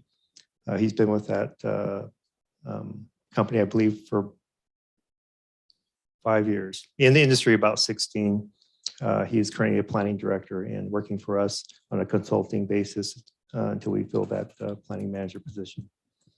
And you should mention, he's a resident of Mill Creek and the former planning director at Snohomish County for 7 or 8 years. Well qualified. Correct. Project engineer. We just sent an offer letter out today for a project engineer that we're hiring. We're waiting to see the response on that. So that's in the works as well. And with that, I'll pass it on to Matthew Combs, our Public Works Supervisor, who will report on his team. Thank you. Matthew, before you get started, I don't want to interrupt the report. So City Attorney, how long are we going to need for our executive session? 20 to 25 minutes. Let's, can we have a motion to extend the regular meeting till 9 o'clock? I make a Motion. In the regular meeting until 9:30. Second. All those in favor, please say aye. Aye. Aye. Any opposed? Meeting is so extended. Sorry about that, Matthew. Go ahead. Thank you, Mayor, and good evening to the council members as well. I first want to congratulate Tom on his retirement. I've only known him for about 5 years now, but he's just a swell guy. I'm really excited to introduce a young gentleman named Ryan Olson. He is the newest member of the Public Works team. He's a local person, grew up in Mill Creek. He's devoted countless hours of his personal time to community service here locally within the city. He spent several years working as a landscaper. He's dabbled in some facility maintenance and some HVAC repair, but he has a long history of golf course maintenance. And he's a great fit for the city, and he seems to be fitting in really well with the team. We're also looking to open up the position for seasonal maintenance workers, hopefully next week. So we're hoping to start reviewing applications in a couple weeks from now. So wish us luck on that. And with that, I will pass it on to, I believe, Chief White. Thank you, Matthew. Thank you, Mayor Pro Tem Council. I want to give you a brief hiring update on the police department. We currently have 4 candidates in background investigations, so that's a very big plus for us. Being able to identify those candidates and have them move on the process. We hopefully will have their backgrounds completed within 4 weeks. That would be fairly quick. So we're not really hopeful on that, but we're hoping that some things come back quickly so we can move on to the next step of the process, which would be medicals, psychological evaluations, and then moving forward to the conditional offer. So that's definitely a plus. We currently have 7 openings. So we are working with civil service to amend some of the current civil service rules for police hires in regards to how we certify lists. And that will allow us to bring in laterals more frequently and have them just go into oral boards directly rather than having to wait to go through one list and then create another. So we do have some things going on that are going to speed this process up a little bit. We're also going to be increasing our recruiting efforts. We have been looking at some decals, some graphics that we can add to our cars, letting people know that we actually are looking for folks that are interested in law enforcement careers, as well as looking at maybe some signage that we can use around the city, working with some of the Mill Creek community associations and things like that, with some of their properties. Just going to start those conversations this week. So we do hopefully have some things coming up that are going to help us fill these vacancies. But it has been difficult, but we're going to keep moving forward. With that, I'll pass it on to Jody.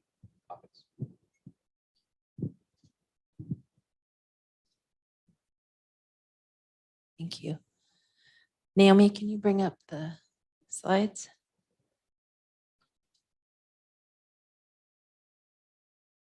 Thank you, everybody. I'm happy to be here tonight to talk to you about Extravaganza coming up on Saturday. We're really excited about it. We've been working really hard and just wanted to give you a quick rundown of a couple of things.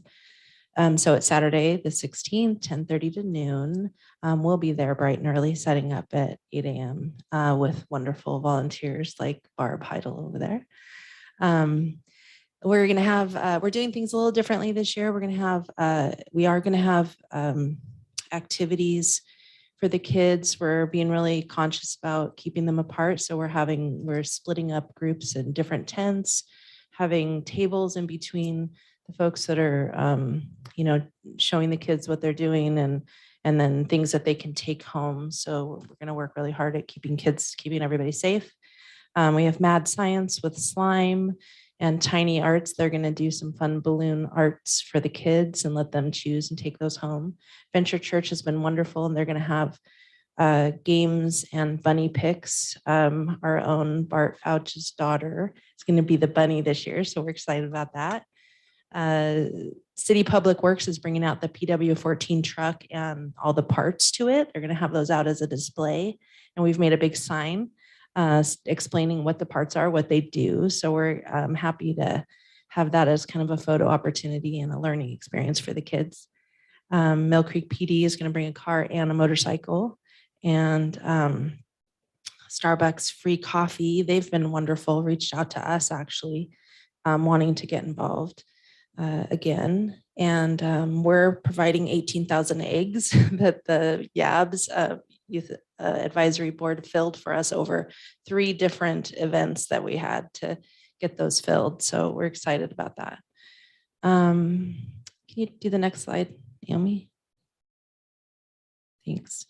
Just one thing here. This is one of the large size maps that we'll have at the facility or at the Heatherwood while we're there. And in past, we've used multiple fields for this, but this year we're doing it all on one field. So it's going to be a little bit different. If you've been to one in the past, this is going to be the breakdown, and we're going to work really hard to use the entire field and keep everybody around it. We're hoping that's going to work out okay. It'll be our one good try, but this is the layout. So when you show up, you'll see these maps all over the place, and hopefully we're going, and rather than doing print maps, which we've done in the past and handed out, this year we're going to laminate them at many and put them up at many different spots so that we're not having a bunch of garbage. We're in an effort to be more green. And that's about it. And then the next slide, Naomi. I just wanted to say thank you to all of our volunteers, partners, and sponsors. We really couldn't have done this without all of these folks, and I'm grateful for all of their time and effort and wanting to be involved with us and excitement for this event. Any questions? Jody, thank you. Any other reports, Acting City Manager? No other reports, Mayor. Okay. Thank you. Brings us to audience communication. Barb? No? Anyone in the audience like to address the council this evening? Either signify audibly or raise your virtual hand. Mr. Cash, if you'd please state your name, your address, and your comments. Keep your comments to about 3 minutes if you would. Good evening. My name is Zach Cash. My address is 3410 104th Drive Northeast. I'm in Lake Stevens. I am the political liaison for South County Union Firefighters. I wanted to come to council in person tonight, but my wife tweaked her back, so I'm appearing to you virtually. So I just wanted to update council quickly on our efforts to ensure the successful first attempt passage of Proposition 1. To date, we have sent 3 letters to the editor, bought an ad, sent out mailers, and wrote several different letters through social media. So we're kind of all hands on deck as far as the union's concerned. We know that the city has, I think, truthfully and transparently gone through the process, and we appreciate the strenuous efforts that you've made for both for your citizens, but also for the firefighters and for our job. So we appreciate that. Very heartfelt thank you. And we are just pushing through to the end of the month. And it's been a little bit of a bumpy ride toward the end here, but we are going to be out in force. So thank you very much. We look forward to working with you and for you in the future. Thank you, Mr. Gash. Appreciate it. Anyone else like to address the council? When once, twice, 3 times. Okay, we will be recessing to executive session to discuss the status of collective bargaining negotiations pursuant to RCW 42.30.140 subsection 4. If we need 20 to 25, let's go until 8:50. And if we need to extend by a few minutes, we will. So we'll be in recess until 8:50.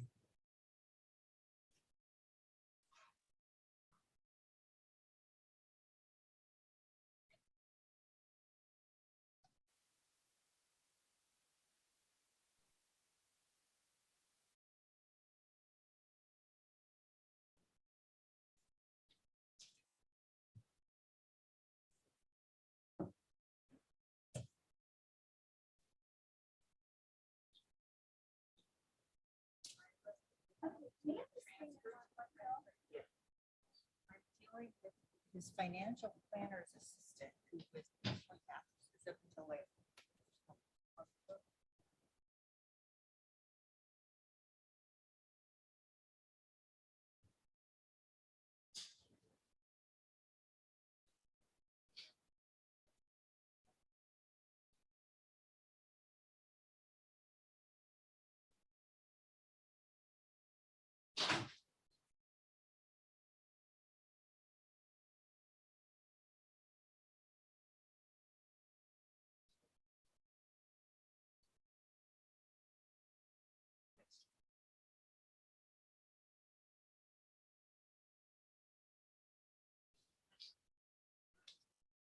Stand here.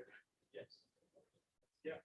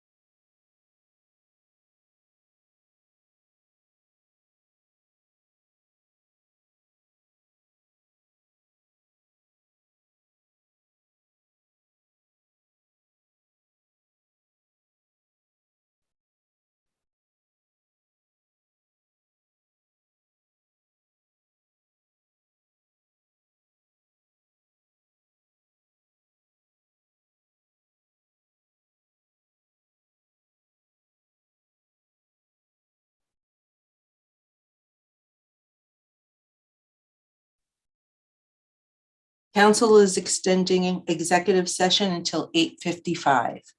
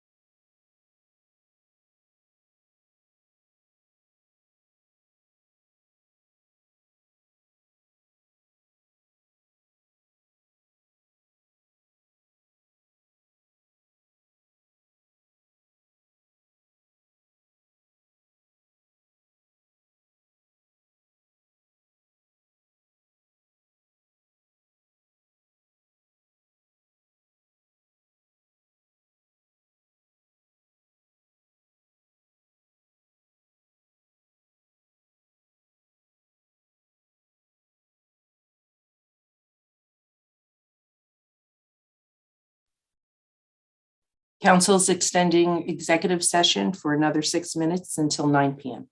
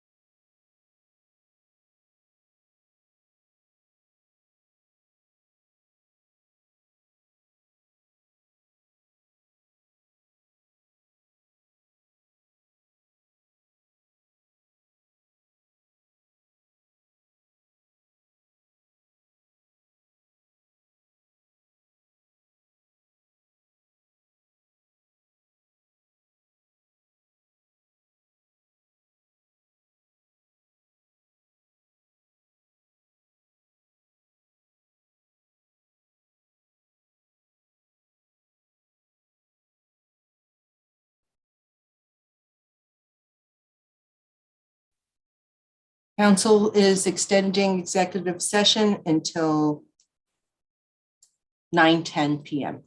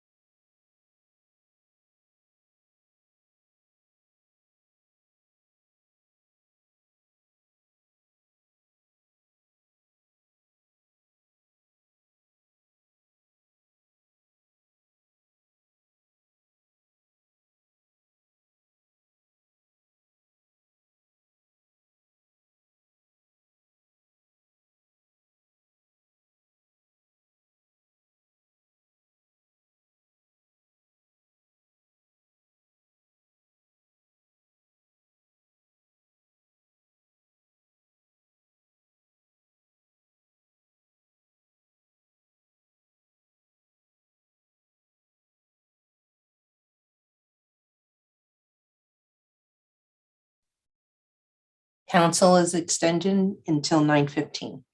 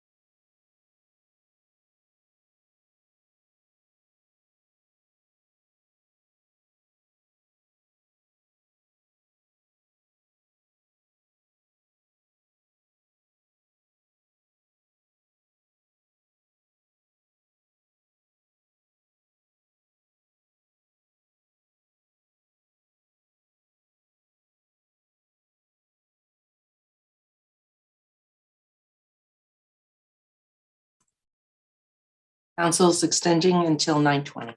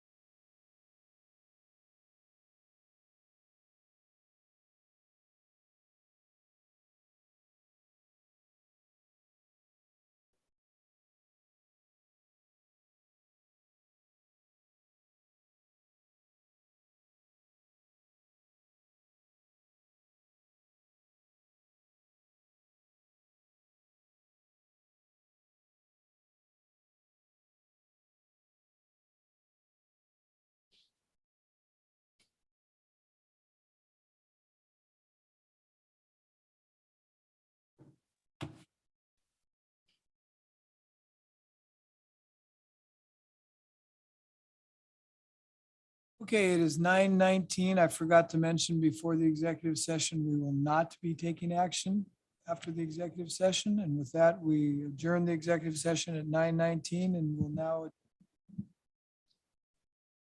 see you next week.